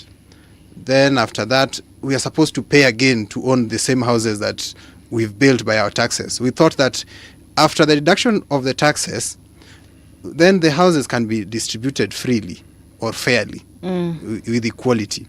But the houses are there. Secondly, I agree with what they are saying in terms of the rural areas.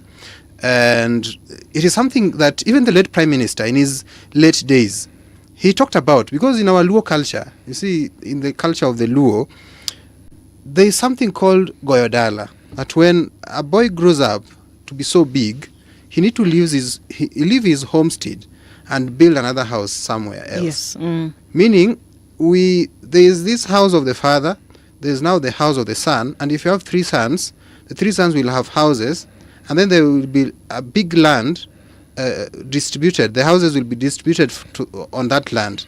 And then if it is a place like Kericho or Kiambu town, where now we have seen very many buildings coming up, then we will have less land, less fertile land for production. So I partly agree with that. That if we concentrate the houses together and then leave all the other the fertile more so, for production, then we will be in a relatively better place as a country in so far as agriculture is concerned. So that one I partly agree with.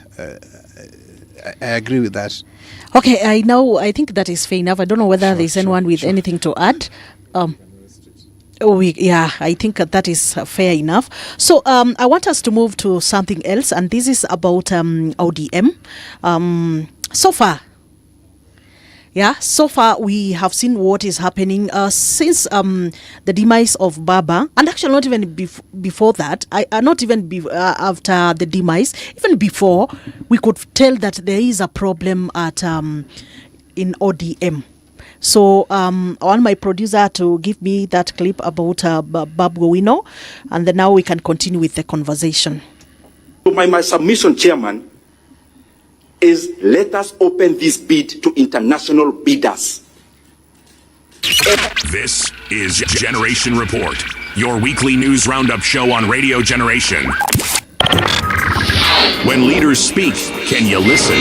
The system or intelligence, they are very clever. You can be balanced in one way or the other. There is a storm in ODM, and that storm, people must come together. There must be an NDC that will ensure that storm is solved. That party should be handed over with an immediate effect, and you are looking at the party leader as we speak. Yes, we don't need to disrespect anybody, but it is our time. There's nothing wrong with Moses, but it is Joshua's time. Yes. That is it. So it is upon you to decide whether you want the weakest Joshua or the strongest Joshua. Whether you want a Joshua who is Moses' age mate, or older than Moses, or a Joshua who is younger than Moses. And that is what I can tell you. This is politics. We will play it as it comes, because we are leaders who've been elected in this country. You saw the polls the other day, spoke very well. The polls stated clearly that Babu Owino should be the party leader at 33%, followed by my father, Honorable Dr. Oburu Odinga at 10%, followed by Gladys Wanga at 7%. And then the others shared 1%. So clearly, the people have spoken. This is Generation Report, your weekly news roundup show on Radio Generation, where every headline has a heartbeat and every moment counts. Wow. I think we've all heard what Babu Owino, Member of Parliament, what he has just said around ODM, and we have like 4 minutes to the top of the hour. So Davis, you're going to start us off, then now we can continue come next hour. So use the 3 minutes, then now we can get into the top of the hour. Triciah, Babu Owino is a member of the Orange Democratic Movement Party, and I think if there's something that last year taught us, is that this is a year of transition. And Triciah, we were talking behind the scenes, and I think in 2024 we saw the rise of the Gen Zs. And they say that it's enough with corruption, enough with everything, with overtaxation. And what 2025 taught us is that many people died, people who shaped errors. We saw the death of Mohammed Ibrahim, a top judge at the Supreme Court, the death of Leonard Mambo Motela, or of Ngugi wa Thiong'o, or of Prime Minister Raila Odinga. And that was symbolic to me. The year communicated that this is a time for young people to come up and take up the spaces in various fields. it did not only happen in Kenya. There were people who died. World yonder, the Pope and every other person. And I want to tell you, Tricia, that what is happening in ODM is normal. It is happening everywhere, and I've seen it happening everywhere. There's just divergent of opinions, and we will overcome it. Tricia, I want to take you to America. In the year 2007, there was going to be an election, I think, in 2008. And the Democratic Party had two fierce candidates. That was President Barack Obama then and Hillary Clinton. And they were in separate camps during the primaries. And it was so intense, I can tell you. If you read Barack Obama will tell you that there were times they will even meet at the airport, and they will not even greet each other. But when the polls closed, and Barack Obama was now elected to be the flag bearer of the Democratic Party, the party came together and they said, yes, this is our candidate. So what is happening is fine for me. First, for a political party, yes? Yes, first I think there is an issue of intergenerations. There's a generation that is feeling that I think it is now time we take it over. And David was young when he was doing everything. Jesus was young. Joseph was young. Burkina Faso is doing with a young president. Mali the same. Barack Obama was fairly young. Even here in Kenya, young people can do it. And I agree with them. But, Tricia, I'm not leaving America yet. There is something they called e pluribus unam, that out of many we are one. And nation building cannot be done by one generation. All the generations have their own strengths. The old bring the wisdom and the experience of generation. The middle age bring the experience. The young bring the vibrancy and the energy. So I think it is time, and I've advised the party for a very long time, that let us come together and see our strengths and weaknesses and fix everyone everywhere. I don't see any reason why Babu Wino cannot be governor of Nairobi using the ODM party, and Honorable Gladys Wang can get a portion, and Honorable Wandai is already somewhere there, and Mbadi is there, and we have a party leader. And Tricia, ODM is not divided. We have one party leader, one secretary general, one chairperson. I don't see the factions. I actually feel it's insulting when someone asks me, which faction of ODM do you belong to? No, but it is clear in the public that something is wrong in the party. It is happening even in DCP. Because it's actually happening in UDA. You recently thrown away your secretary general. So it is happening everywhere. Because I've seen it in EFF South Africa. The deputy party leader of EFF was it Floyd Shivambu, moved out of EFF political party, which was a very upcoming political party. Let's get to the top of the hour, then we are getting back. It's 9 o'clock.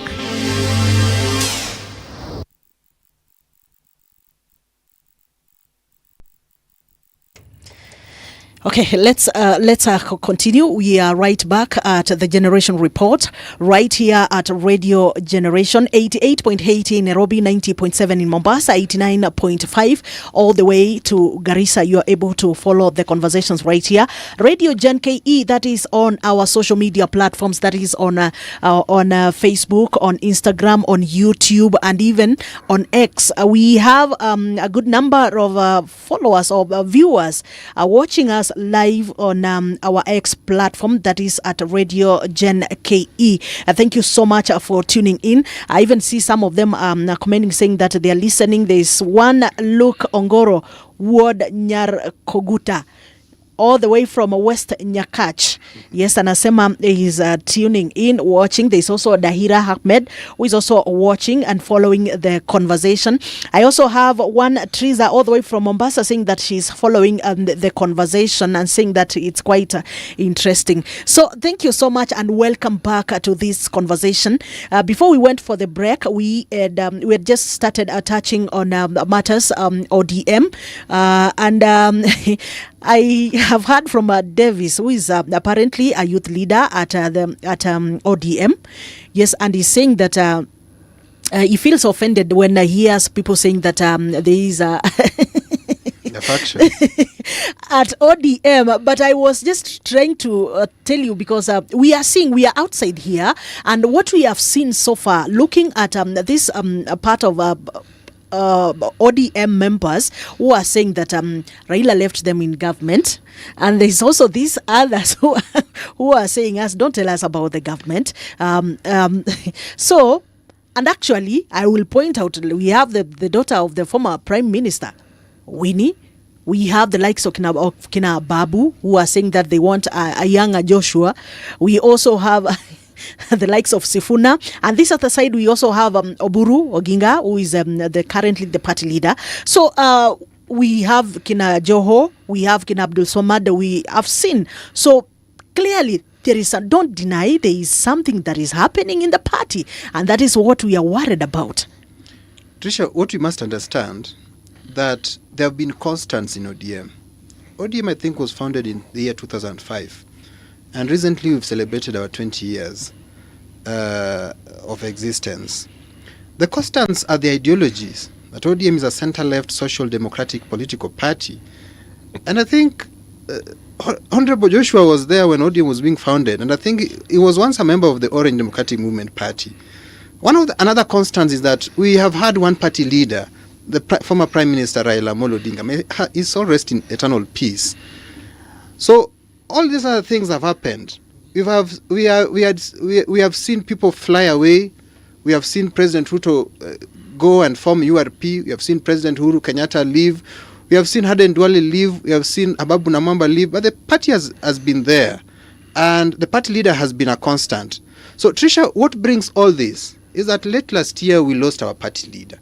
So that was a big blow. And we admit that we were not ready. You know, if we knew that Baba was going to leave us in October, we could have had some succession program or a plan or a succession committee.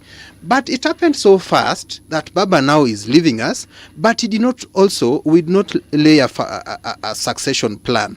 Okay. So, number one, we admit that with the demise of Baba, we were going to find a way of finding a party leader.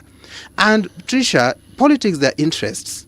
There are very many interests. Interest of the women, interest of the youth, interest of the tribes and the regions and the ethnicities. So all those interests are trying to compete. And that's why I'm saying these are just divergent of opinions. But Tricia, I want to tell you, because we have several panelists who also want to contribute, there's something called the Central Management Committee of the party. We have the National Executive Council of the party. We have the National Governing Council of the party. We have the NDC, National Delegates Conference of the party. We have a youth league. We have a women league. We have a secretariat of the party. All these issues, once the party communicates that this is the direction that we goes, that is the direction that everyone will go. So that if someone is not in line with what the resolution of the National Executive Committee or the Central Management Committee, he can just speak, or he or she can speak his opinion, but now the decision of the party will stand. So what we must do, and what every other person who is opposing, like now, what everyone wants, is that they need to convince other members that this is a better way than the other, and mobilize many delegates than the other team, and convince us that we, as a political party, we want a presidential candidate. And that will stand if we have numbers.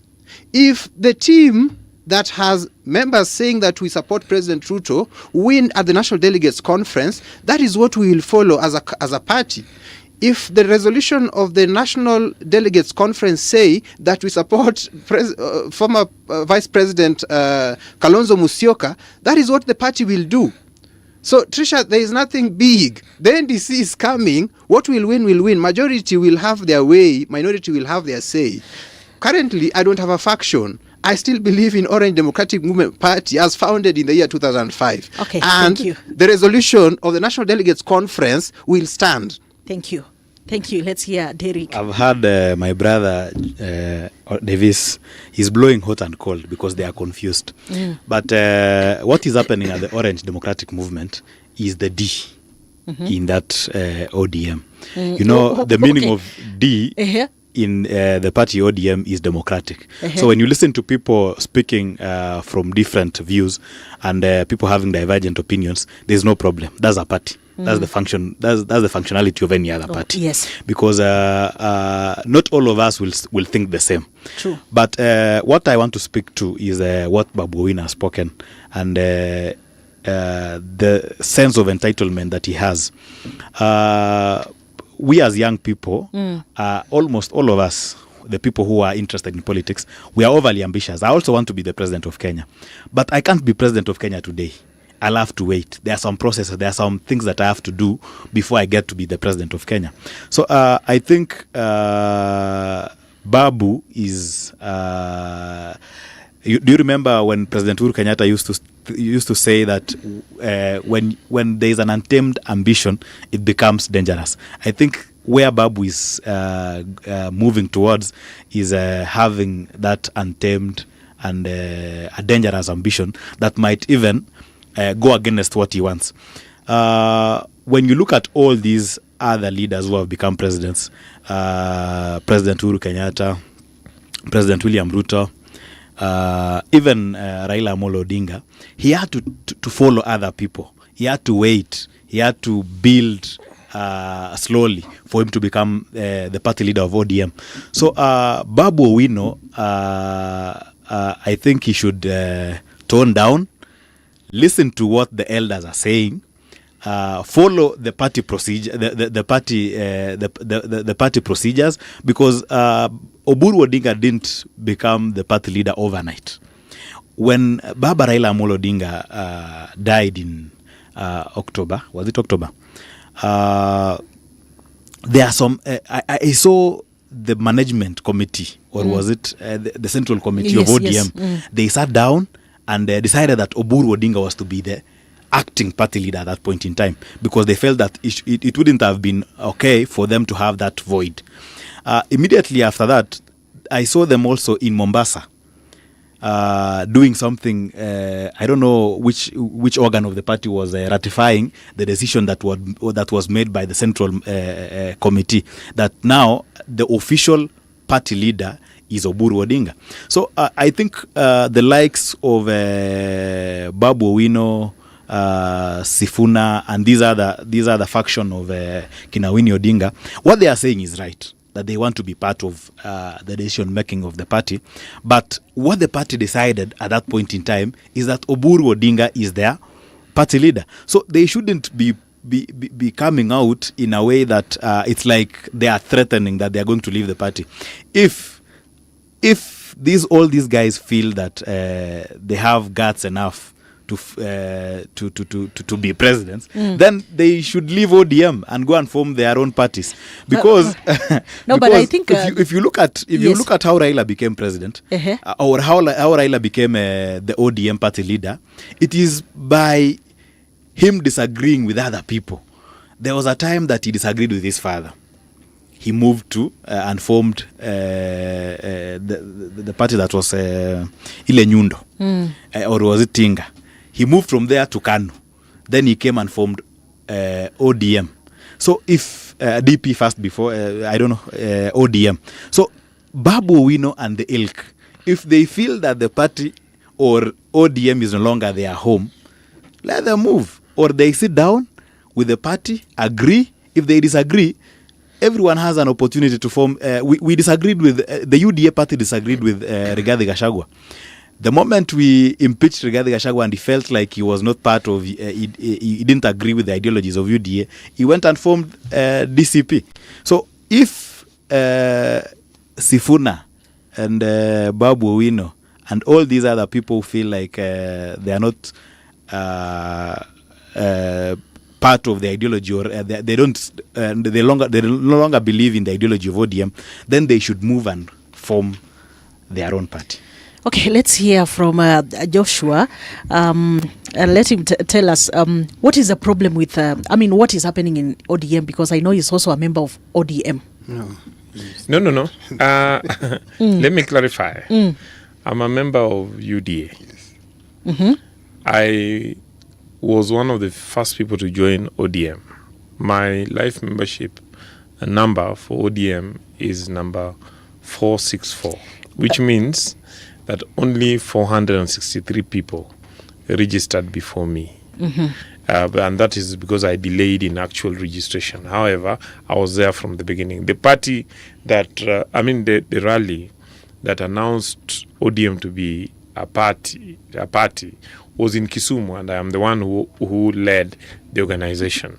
And it is important to appreciate, as I start, that in that rally we had Raila Odinga, and we also had President William Ruto and other national leaders.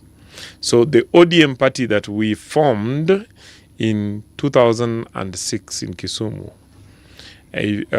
was a formidable national movement. I dare say, with tremendous respect to my former party, that what we have today is a pale shadow of that awesome machine that moved around the country and that shook this country. Okay? My point is that over the years, ODM has grown, but it has also gone through challenges. It has broken down, and several members had left it, including the current president. And that those members who left it left with their support bases. And that ODM, well, we must give credit where it's due, that Raila Amolo Odinga was, over the years, able to hold ODM together. Despite the fact that chunks of it fell out, it still remained an important and strong machine. The question is ODM as strong as it was before Raila died? My view is no. Because what remained as ODM, after several chunks of it had fallen off, were parts that remained because of the personality, because of the strength, because of the gravitas of Raila Amolo Odinga. And so he bestrode ODM like a colossus. And so immediately Raila, demised. The stem of the ODM party demised. I congratulate the Central Committee for quickly thinking of who to bring on board. And in their wisdom, which I think was right at the moment and is still the right decision, they chose Dr. Oburu Odinga, who I knew even when I was in ODM to have been one of the was to be the closest and most dependable political advisor to Raila Odinga, and somebody who had spent many years with him, but somebody who then, despite being the elder brother, decided to defer to his younger brother, and in fact was self-effacing. And so many people did not experience the revolutionary mien in Dr. Oburu Odinga. But I can tell you here, as somebody who interacted with both of them very closely, that while Raila was the warrior, it is Dr. Oburu who was the brain box behind the warrior. And that Raila Odinga would listen to everybody and get advice from very many people. But the last advice he would take before going to bed and that he would implement the following day is the advice of Oburu Odinga after expressing to Dr. Oburu Odinga what others had told him. So, just like the brother to Fidel Castro, who had spent many years, revolutionary years, with Fidel Castro, and therefore easily took over. Oburu Odinga, who were more or less Raila's age mate, he says they grew up as twins, knew the objective, the vision, and the method of the revolution more than anybody else. In fact, a number of these people who now try to, counter what Dr. Oburu says were never there. We never saw them. There are people who just joined the other day. They found a movement that was built. Okay? Some of us may have offered to that movement more than what they have offered in the few years I've been there. But now, you then ask the question, what happens to ODM? And then your second question, what about these people who are making noise? Okay? My point is that ODM members did the correct thing to have Dr. Buru Odinga take over. Because what ODM needs, nobody can replace Raila Odinga. That is given. Okay? Raila was like 5 different powerful personalities together. I keep telling people that if you met Raila Odinga for dinner, you needed to be very sure that the person you meet on the breakfast table the following day is Raila Odinga or is Amolo. And that if you had a breakfast with Amolo, you need to be very sure that the person you are meeting at lunchtime is not Agwambo. And that if you had lunch with Agwambo, probably dinner you will have with Enigma. And that if Raila Odinga signed for you a check, you needed to be sure when you present it to the bank that the signing mandate is still Raila Odinga. What I'm trying to tell you is that it was a complex personality. The sum total of Raila Odinga was extremely complex. And since no one could replace him, it will take a while for us to get another leader in Kenya, and even for ODM to get another leader who could, fit into Raila's shoes. Right now, the ODM people must accept that they are going through what I would call an existential threat. A threat that, if not handled properly, could collapse the entire party, could sink the ship. And at that moment, I think the first decision they made was correct. To choose a steward. And a steward, because with Dr. Buru at his age, he's not looking at running away with the party. He's not, looking at the next 40 years in politics. He would want to stabilize the system so that he leaves an inheritance to the children of ODM. A legacy across the country, a stable structure that would protect and continue to build Raila's legacy. And so, and the mere fact that he is an elder who has seen it all and who is also able to listen to all sides rather than, having hot blood, as I see in Sifuna or see in Babu or see in Winnie. I see somebody who can bring people together. So I would want to advise, although I am in UDA to stay, I would want to advise my brothers and sisters in ODM that if they want that party to survive, they need to all fall around Oburu Odinga, give him support, stabilize his position, and give him the authority to negotiate amongst themselves, to build new systems, because the systems that ODM had of essence collapsed when Raila died. What is still keeping them together is grievance, is grief, and sentimental reason, and with tremendous respect. Sometimes when I listen to them, some of them speak like Raila has gone on a journey and is coming back.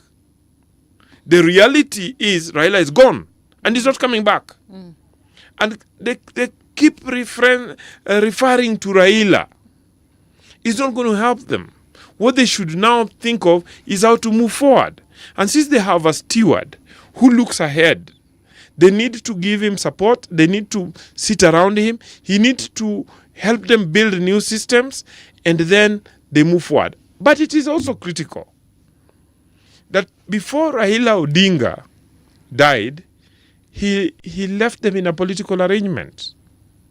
And that as they were working on that political arrangement, which I believe he was going to cement during the 20th year celebration in Mombasa, he even attempted to invite those who had also been in ODM but ran away, like Kalonzo Musyoka, President William Ruto, President Uhuru Kenyatta.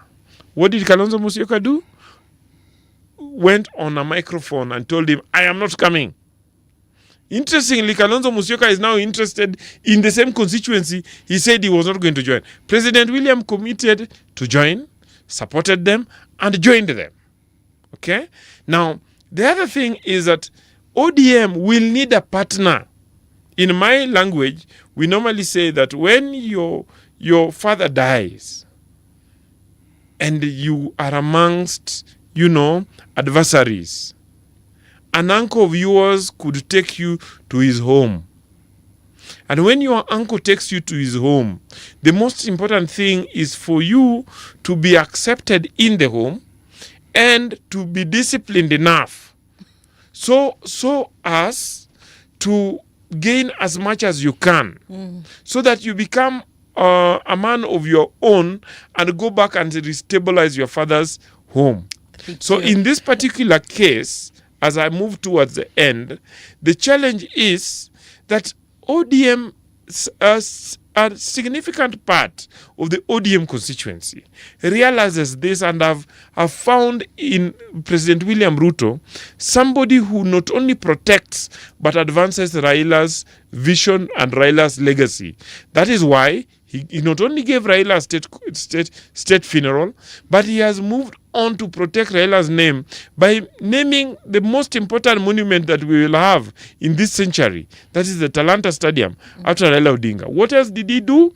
That he has dedicated to Raila Odinga the new vision that is building for this country, and that is the vision to take Kenya to a first world country. And not only has he done that, he has also taken Raila Odinga's advisors, Professor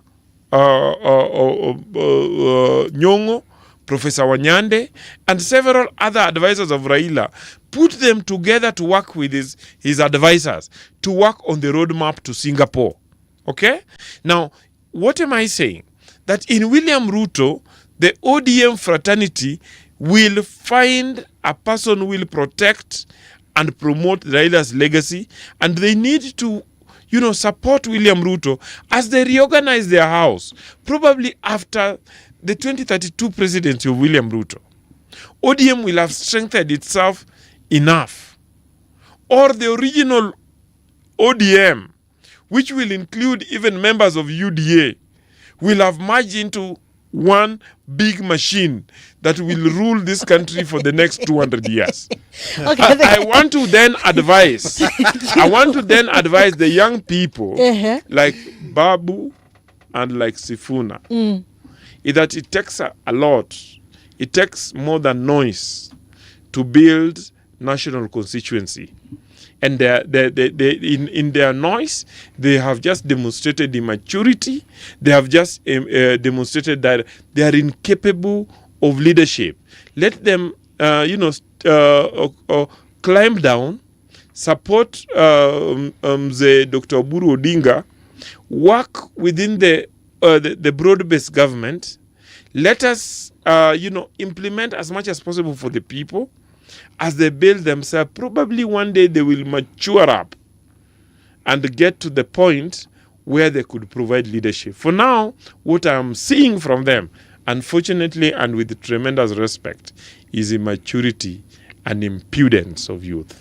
Okay, thank you, Joshua. You know why I had called him a member of ODM? I meant the founders, because even up to date, the president is saying that is part of ODM. That's why I called it that intentionally. You know how ODM started and the journey they have made to this date. Tricia. Yes.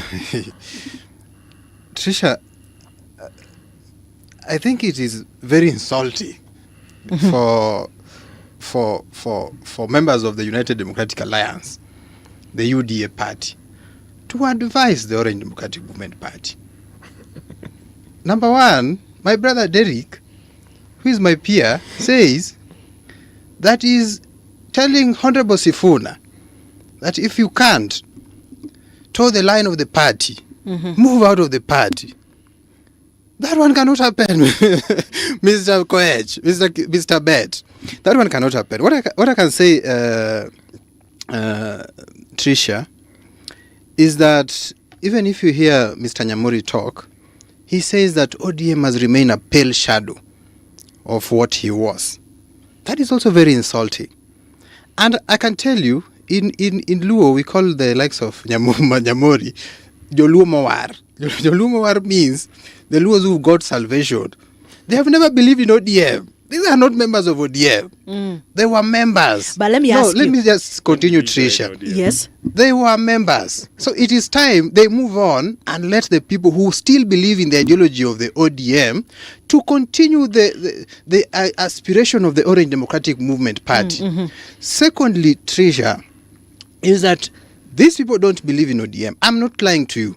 Okay. And I know Mr. Nyamori will want to vie in Nyanza region. And if ODM collapses, then he knows that he has a chance to be a member of parliament or even a senator in Nyanza region. If ODM exists as strong as it is, he cannot, because Nyanza will be zoned for ODM members and he will not have a chance. Number two, these people will tell you that let the young guard support Dr. Oburu Odinga because it advances the interest of the UDA party. For the faction of Oburu Odinga, let me call it the faction because you forced me to call it a faction, supports the president. It is not because they don't believe in Honorable Sifuna or Honorable Babu Owino or Honorable Winnie. It is because of the interest of the United Democratic Alliance and the interest of the president. But now, what I'm saying is that Bet is saying that because he believes in President Ruto, and so the part of ODM that advances the interest of the president is the Oburu faction. Tricia, I want to tell you that Honorable Edwin Sifuna is a member in the Secretary General of the Orange Democratic Movement Party. Babu Owino is a member of the party. Honorable Winnie is a member of the party. He's been in the trenches with his father for that short time or long time, I don't care. Honorable Oburu is our party leader. He's not the party leader of UDA. Tricia. But let me ask you a question. Yes. There are several things and advices that he has given. Yes. Does it really make sense to you? No, we don't want advice. Let me ask you. Why should we take advices? Let me tell you, Tricia. Why do we need advices from the United Democratic Alliance? Yet they have their own political party to build. They have a presidential candidate already. We are still reforming. We are rebuilding. And that's why I'm telling you, when we sit down, even as a youth league, we are planning an NGC of the youth league coming up very, very soon. We will give direction as a youth league that as per the analysis of the youth league, this is what we've seen. This is how we want the ODM, first the youth league to go, and this is what we are advising the party. ODM as a party has experts of its own. We have a secretariat, we have councils, we have a youth league, we have experts. We are not short of experts so as to sort experts from another political party. In fact, it is the government that sought experts from us. And Nyamori has said it. They sought experts during the Gen Z revolution. Today they've sought experts when now they want to build an economic blueprint. Well, let me ask you. And that is true because that one I agree, because they've sought experts for the new economic liberation. And I can tell you, Tricia, this Singapore issue, it was Baba's idea. That one I know for sure. It was Baba's idea, and they had given the teams you've seen paraded in State House. That was Baba's team. And Baba had given that team even before he died. And that one I agree. And if you look at Baba's blueprint from 2007 to 2013 to 2017, and even into his last stages, he had written blueprints of how he will want the country to go. He had Singapore on his issue, and Baba gives us how he wants the country to run. So that one, I agree with them. But, Tricia, what I don't agree is members of the United Democratic Alliance who want to advance the interest of the president telling us how to go as a political party. We will know when we get there. If we are going to support President Ruto, we will know that now this is what we've agreed upon as ODM, but not as advised or as influenced by members of another, not just UDA, another political party, not Wayua, not UDM, not UGM, not even the NC of South Africa or the Democratic Party of America will advise we the have Orange. seen some of your members saying two-term. That's what I was saying. Those are their Those opinions. are your members. Those are opinions. And that's what I told you, they are divergent of opinions. The opinions is there are people who are supporting two-term. There are people who are supporting one-term. And they are in leadership of the party. There's no problem. That is not the resolution of a Central Management Committee. As long as the Central Management Committee has not communicated, we will still remain ODM with our ideology. And there are people who will come to the the National Delegates Conference. Patricia, to also let him finish. Let him land. Yes. You know, Nani, my senior Nyamori has talked a lot. Okay, continue. In fact, if he has the microphone, he speaks for 2 hours. Continue. And there are members of UDA, there are 2 of them. So I have to speak on behalf of other members. Please continue. So what I'm saying, Tricia, in conclusion, yes, is that, and I took you to the Bible the last time we met. There's someone called Simeon. Mm-hmm. And Simeon is a priest during the time when Jesus is born. And when Jesus is being born, Jesus is being taken to the church, to the temple at age 8 years. And he is presented by the parents to the priest. And the priest holds him in his hand. And the priest says that now I can die. I have seen the salvation of the Lord. I have seen the next generation. I have done my work as a priest. Now I have seen the new generation. And even Martin Luther King and Nani is saying that let us not keep repeating the name of Raila. We will repeat until we are 50 years of old and 70 and 80. So Martin Luther King, when he was about to die, in fact, in his last speech, says that I've climbed into the mountaintop and I've seen the glory. I may not get there with you. Mm-hmm. And if you look at that speech, it was in 1968. Look keenly that Barack Obama is being born in 1968. So these are the coincidences. So what I'm trying to say is that Simeon had seen a prophet that had come, and now he could leave the nation in a safe hand. There are some old people who are also not copying Simeon. They're also supposed to say that we have seen the next generation, we can mentor you in 1, 2, and 3, and then we can give you guidance and you can now take us to glory land. Tricia, what I say, nation building is not for one generation. There's a generation that fought for independence. There's a generation that gave us multi-party democracy. There's a generation that brought us new constitution. There is in town a new generation. And even if we cannot take over leadership, we need to be brought onto the tables of decision making. If we are not going to be on those tables, we will call us rude and all the other names. But today, Utro is talking about Singapore Dream, maybe another 50 years. The young people will be there. He needs our input. He needs to sort our input.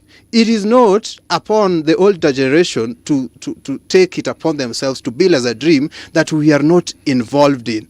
And Derek, today, I want to tell you want to be senator for Kericho. The old people will use the same narrative you're using against Babu Oweno, that is still young, is still immature.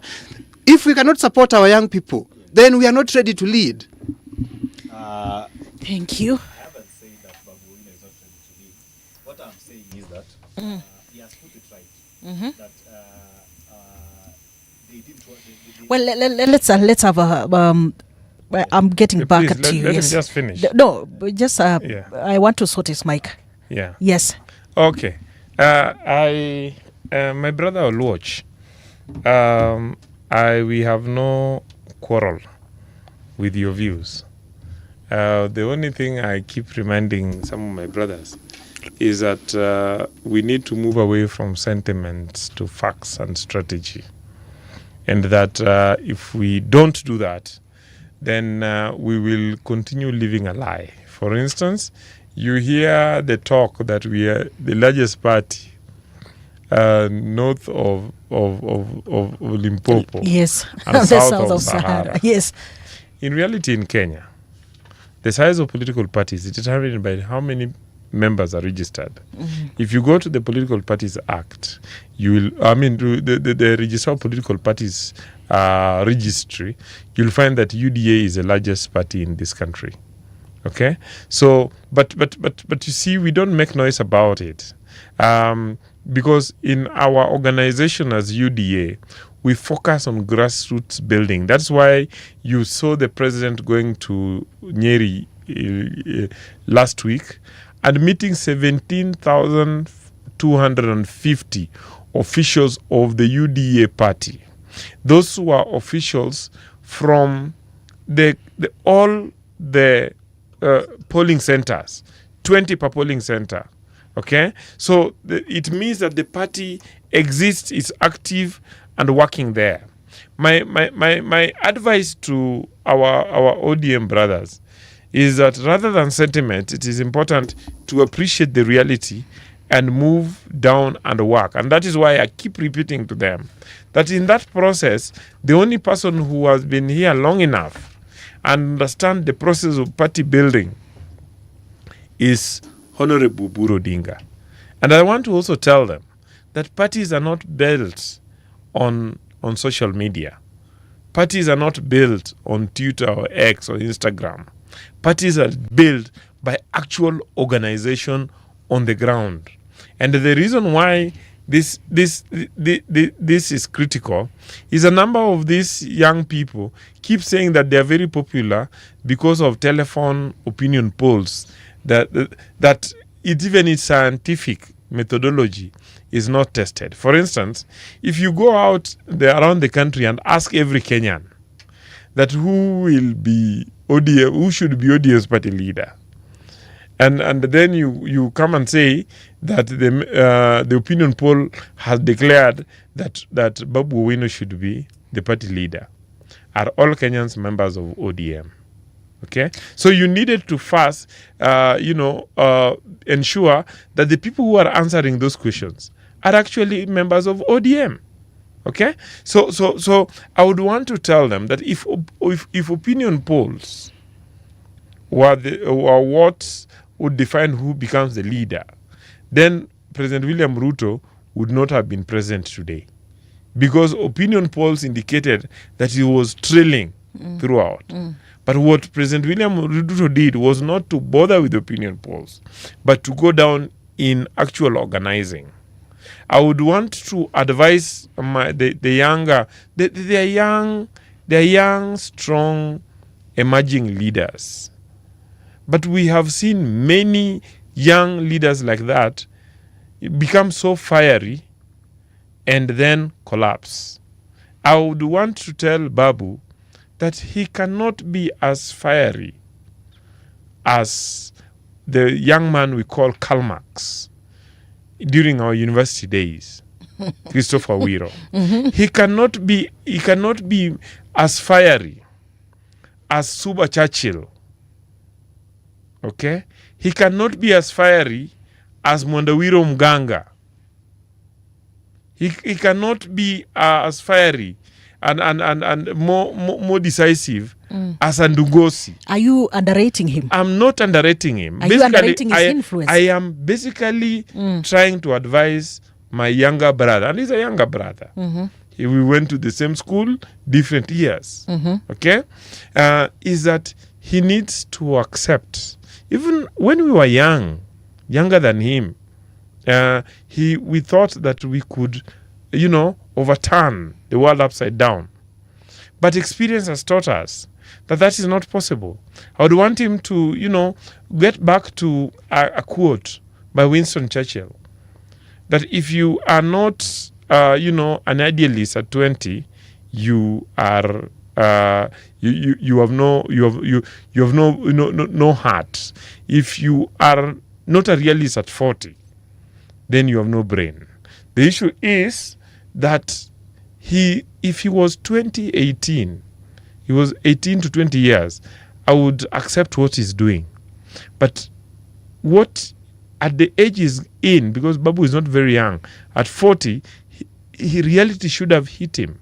And that it takes more than just making noise on X and on Facebook and Instagram to take a national political structure and then become a president. Okay, thank you. Yes. Yeah. He might actually lose what he already has.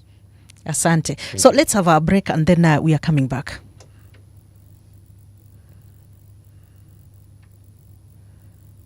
Tumeambiwa ya kwamba kuna watoto wengi hawajaenda shuleni kwa sababu mzazi hana pesa ya kulipa school fees, mzazi hana pesa ya kulipa uniform. Mimi nataka nitangaze from Meru, na mimi nataka nimweleze every chief, kila mtoto apelekwe shuleni. Kama mtoto ako na uniform ya JSS, hiyo uniform ya JSS anaweza kwenda kutumia kwa secondary school, akingojea mzazi wako apate pesa ya kununua uniform ya secondary school. Mtoto wa Kenya asibaki nyumbani kwa sababu ya uniform. No child And let me repeat, for our education stakeholders, I am directing that no child should remain at home because they do not have school fees. Every child must go to school. Kwa sababu tumetuma pesa bilioni 44 kusomesha watoto wetu. What we did in Keharu in terms of launching a program of learners paying 500 shillings per term, it is the journey towards totally free basic education in Kenya. And we are going to make it happen.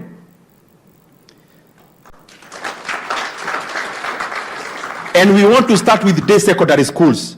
And I'm not throwing this to anyone to do it. I will also be part of doing it.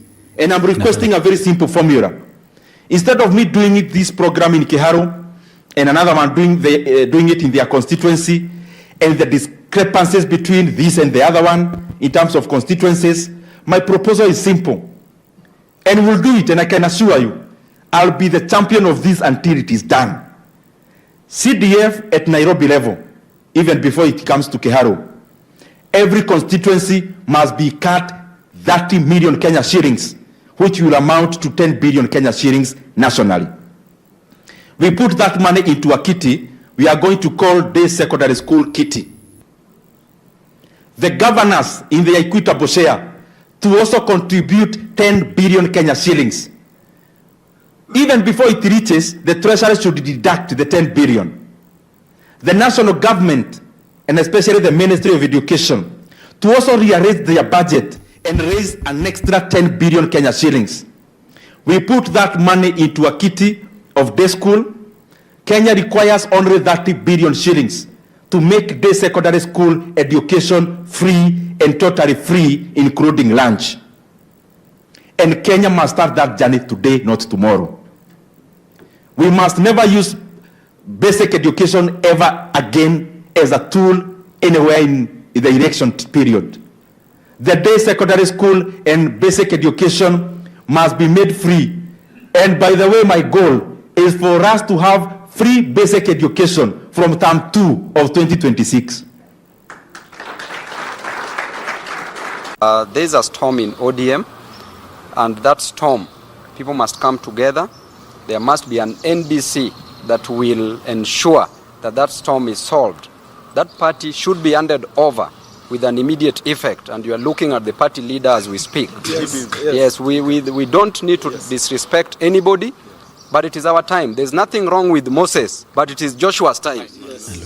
That is it. So it is upon you to decide whether you want the weakest Joshua or the strongest Joshua. Whether you want a Joshua who is Moses' age mate, or older than Moses, or a Joshua who is younger than Moses. And that is what I can tell you. This is politics. We will play it as it comes because we are leaders who've been elected in this country. You saw the polls the other day, spoke very well. The polls stated clearly that Babu Owino should be the party leader at 33%, followed by my father, Honorable Dr. Oburu Odinga at 10%, followed by Gladys Wanga at 7%. And then the others shared 1%. So clearly, the people have spoken. Well, okay, I think you've just heard that is Babu Owino, and it is actually the subject that you are discussing around him demanding to be given the leadership of ODM. So I don't want us to dwell on that because we have some two other things that we need to look at. This week also, there is some development around what happened in Uganda after the elections. Now we see the closest contester of challenger of Museveni. We see what has been happening, the issues of violation of human rights.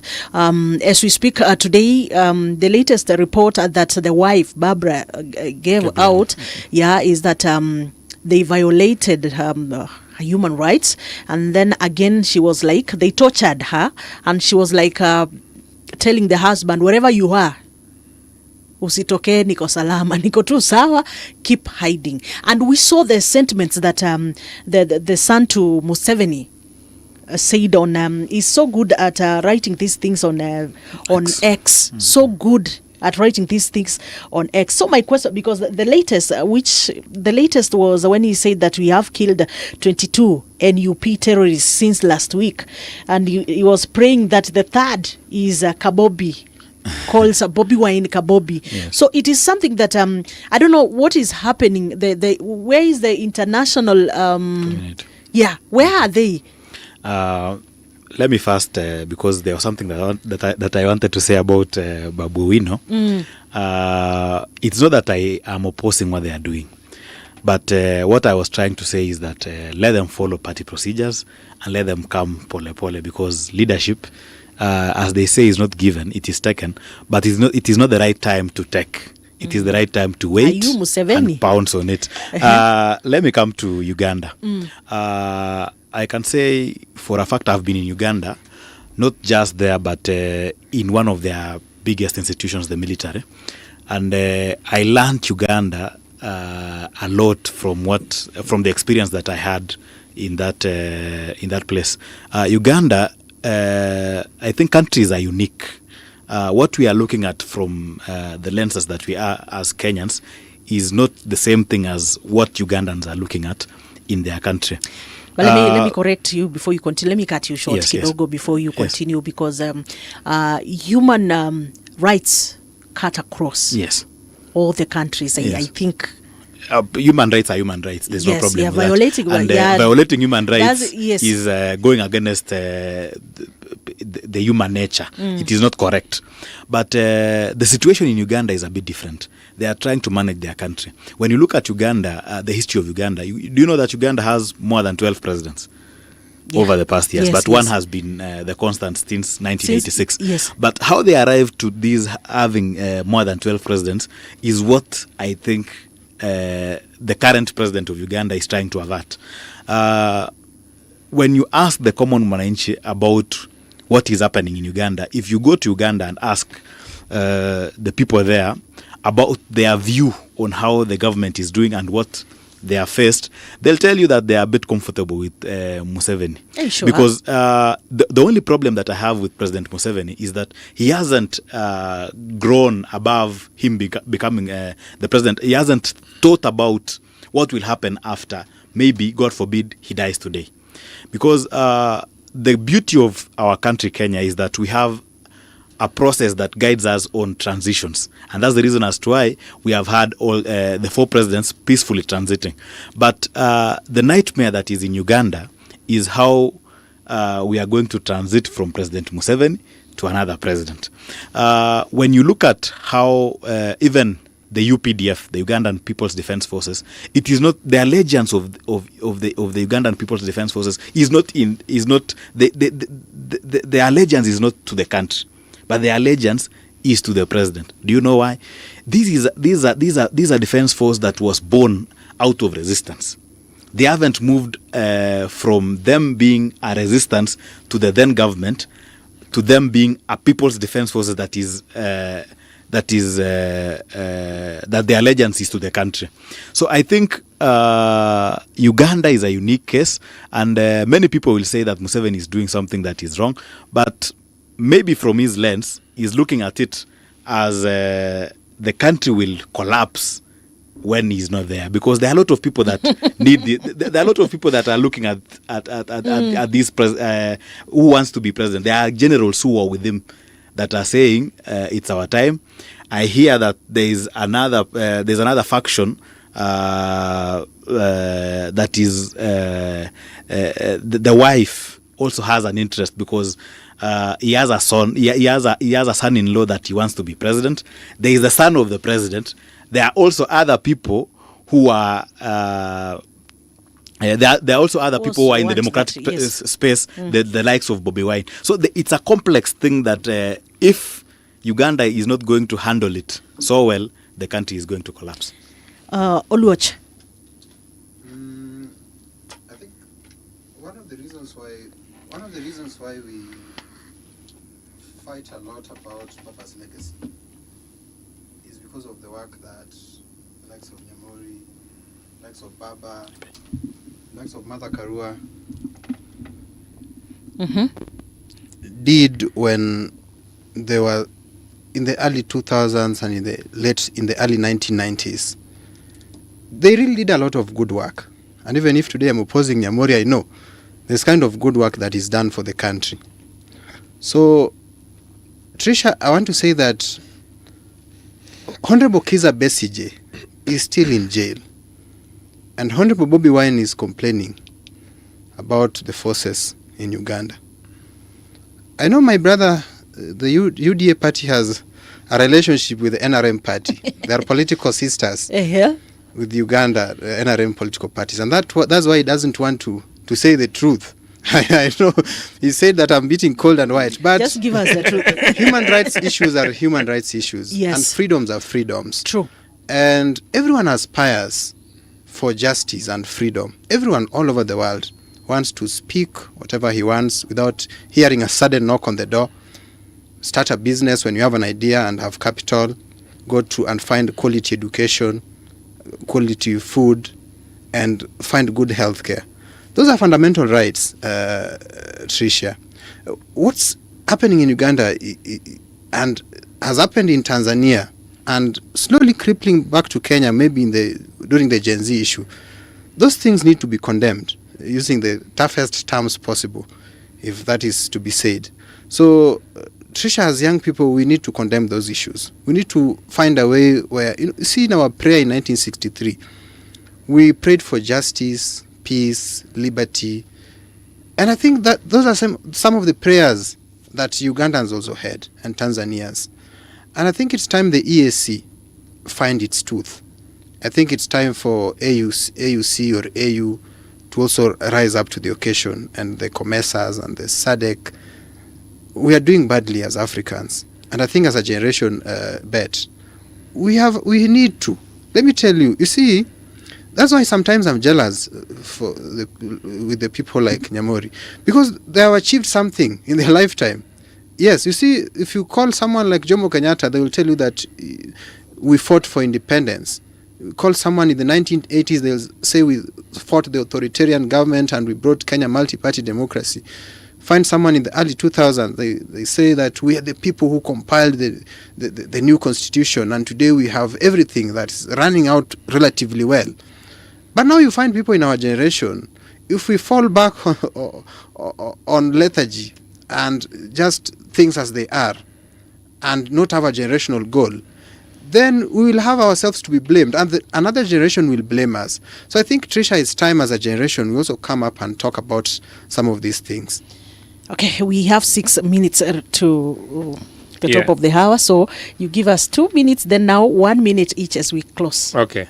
Yeah. 2 minutes would be too little, but then I have to stick to them because Uganda has been a case study that I've looked at for a long time. Mm-hmm. One is that, Museveni came in when I was pretty young, in 1986, after war, and we got excited as his revolutionary men. Clearly, we are disturbed about, the undemocratic and oppressive tendency. But I still think that, comparatively, he still remains one of the most fundamental and impactful leaders in this country, in this continent. Mm-hmm. And then why do I say this? It's because I think people underrate Museveni, and that is why I still think all those people who have tried to remove him from power cannot do that because they don't understand him. I keep telling people that when you want to understand Museveni, you first read his which is online, his thesis that he wrote when he was at the University of Dar es Salaam, on which he bases on the theory of violence by Frank Fanon, and then he verified his that theory by doing research on the front lines of Frelimo in Mozambique. Mm-hmm. And so when you look at that, then you understand what Museveni believes by what he calls a revolutionary theory. And that revolutionary theory is that, in revolution, use of violence is acceptable so long as you are dealing with enemies of the transformation that you want to deal with. Secondly, I urge them to read the Sowing the Mustard Seed, which is Honorable Museveni's autobiography, where he explains his years after universities, how they started building NRM from, I think it was 26 people and 27 guns, and were able to build it from one village and organize from one village and use the people that they have mobilized and organized to capture this following village, and then they use the villagers to capture Kampala. And then he turned it upside down to ensure that since that system helped him capture power, he entrenched his power through organizing to a level that he has been in Uganda. He'll tell you there's a level called LC4 level. And at that level, they are very well organized such that the structure is unshakable. So that a lot of noise that you see the opposition, acting up is in Kampala, Mbale, Arua, and a few urban areas. But in the rural areas, the NRM is still extremely untouched. The other thing that it is important to appreciate, that Uganda is a restricted democracy, that you are allowed to be democratic so long as your exercise of your democratic rights has no threat to NRM and its entrenchment. That if you pass that line, then you are beaten to pulp and crushed. The person who understands that theory and practice is Besigye, and that is why he's in jail.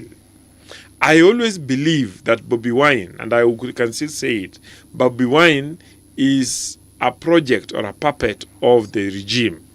He might not know, but the regime has created him and allowed him to make fun because the regime appreciate, and that's why I tell people that they underrate that regime. The regime appreciates that the youth would always rebel. But the rebellion of the youth, so long as you allow them to play out in the streets, they will not add up to anything. And so what they have then done is to allow Bobi Wine to run around, and every time he's tried to go to the rural areas, they beat him to pulp. And even in the urban areas, they allow him to run around, have those big rallies. But anytime he attempts to organize to the extent where he can be a threat, they crush him to pulp. So I can still tell you that NRM is still very strong. NRM, I think Museveni's biggest problem is how to manage, as he has mentioned, how to manage, transition not outside NRM but within NRM. Because I don't think his son is ready for leadership. And I think he has a challenge of ensuring that the generals who are loyal to him but may not be loyal to the son find a reason. And in the recent past, you have actually seen him bring his daughter into the limelight. And I dare you, it is possible that he might just be grooming that girl after this boy has failed, because I think he has failed. Okay? But I can assure you that Bobi Wine is not capable of removing Museveni. Okay. Thank you. I think due to time, we are going to call it we are going to call it an evening. We're going to call it a day. We are going to call it a show. So thank you so much for making your time to come and have this conversation with us right here at the Generation Report, right here at Radio Generation, the home of hard truth and bold insight. Please say good night. Good night. Say good night, please. Good night. I think our generation will be a generation of bringing back accountability. Thank you. Good night, Patricia. Okay, asante sana. Until next Saturday, please take care of yourself. We love you so much. Radio Generation, the sound is fine. Pump it up, turn it high all the time. Let the music move you, let's sway. Radio G's got your jam on.